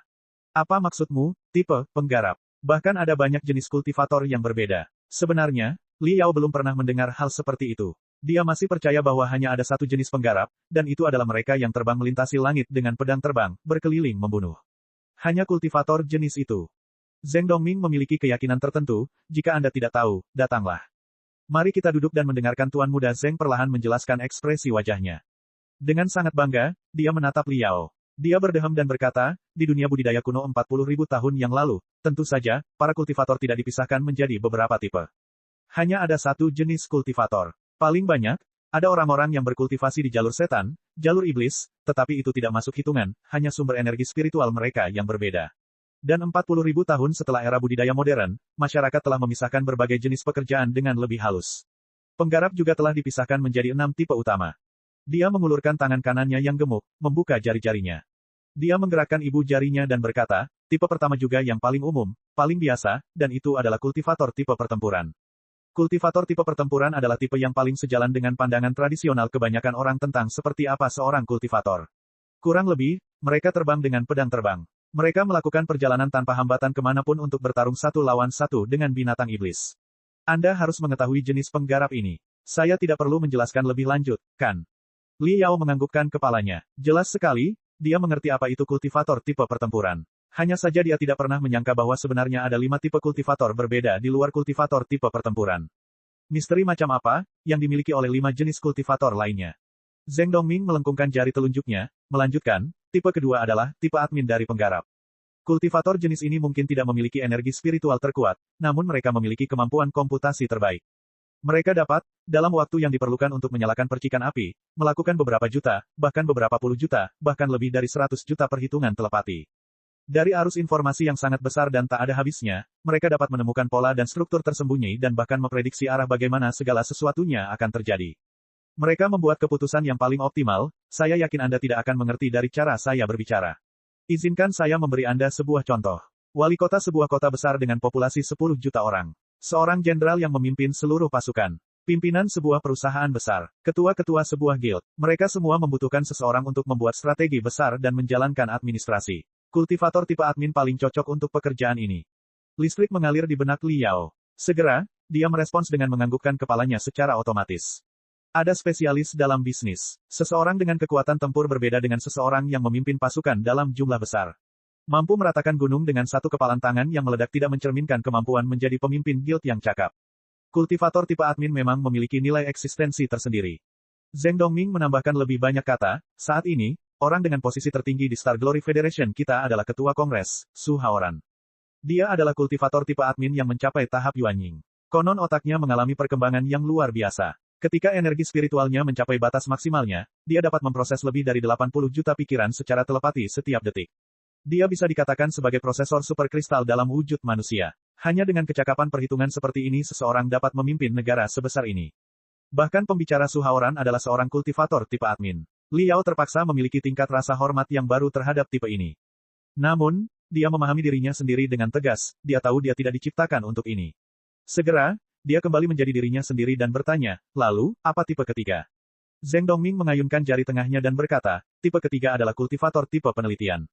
Sesuai dengan namanya, kultivator jenis ini mirip dengan kultivator tipe admin, memiliki kemampuan komputasi yang sangat tinggi. Mereka mampu memproses puluhan ribu pemikiran telepati dalam sekejap. Namun, Kemampuan mereka tidak begitu luas, mereka suka berkonsentrasi pada subjek tertentu. Kultivator tipe penelitian sering kali menjadi dokter, pengacara, profesor universitas, dan berbagai penasihat ilmiah di industri. Mereka sangat dihormati oleh masyarakat. Liao berkata, oh, jika dibandingkan dengan kultivator tipe admin, kultivator tipe penelitian tampak sedikit lebih lemah. Zheng Dongming melihat kekecewaannya dan berkata dengan serius, jangan merasa bahwa kultivator tipe penelitian tidak berguna, kultivator tipe penelitian yang kuat dapat menghitung dan menjalankan simulasi sebuah bintang. Mereka dapat mengetahui kapan bintang tersebut akan meledak dan dengan demikian menyerap energi ledakan bintang untuk budidaya. Mereka juga dapat menyimpulkan gaya bertarung binatang iblis purba yang kuat dari beberapa miliar tahun yang lalu, hanya dengan memeriksa beberapa pecahan fosil. Mereka yang mencintai obat-obatan dapat memadukan manusia dengan binatang iblis, untuk merekayasa prajurit binatang dengan kekuatan tirani. Tentu saja, ini ilegal di federasi, tetapi di beberapa wilayah tanpa hukum di luar federasi, ada penggarap tipe penelitian dengan kekuatan sejati seperti ini. Mereka ada di level yang sama dengan dewa. Zheng Dongming berhenti sambil tertawa sedih. Dengan suara rendah, dia berkata, jika penjelasan ini tidak cukup bagi Anda, pikirkan seperti ini, 40.000 tahun yang lalu di masa lalu, kultivator yang melakukan penelitian dan pengembangan virus dewa setan, menyebabkan binatang buas roh berevolusi, menjadi Fiendis, dia bisa dianggap sebagai kultivator tipe penelitian. Bagaimana menurutmu? Apakah kamu sudah takut? Cek. Rakan-rakan kultivator sekalian, sebelum retret, sila terus berkultivasi untuk jurus subscribe, like, share dan komentar agar sekte novel Sadim terus berkembang pesat.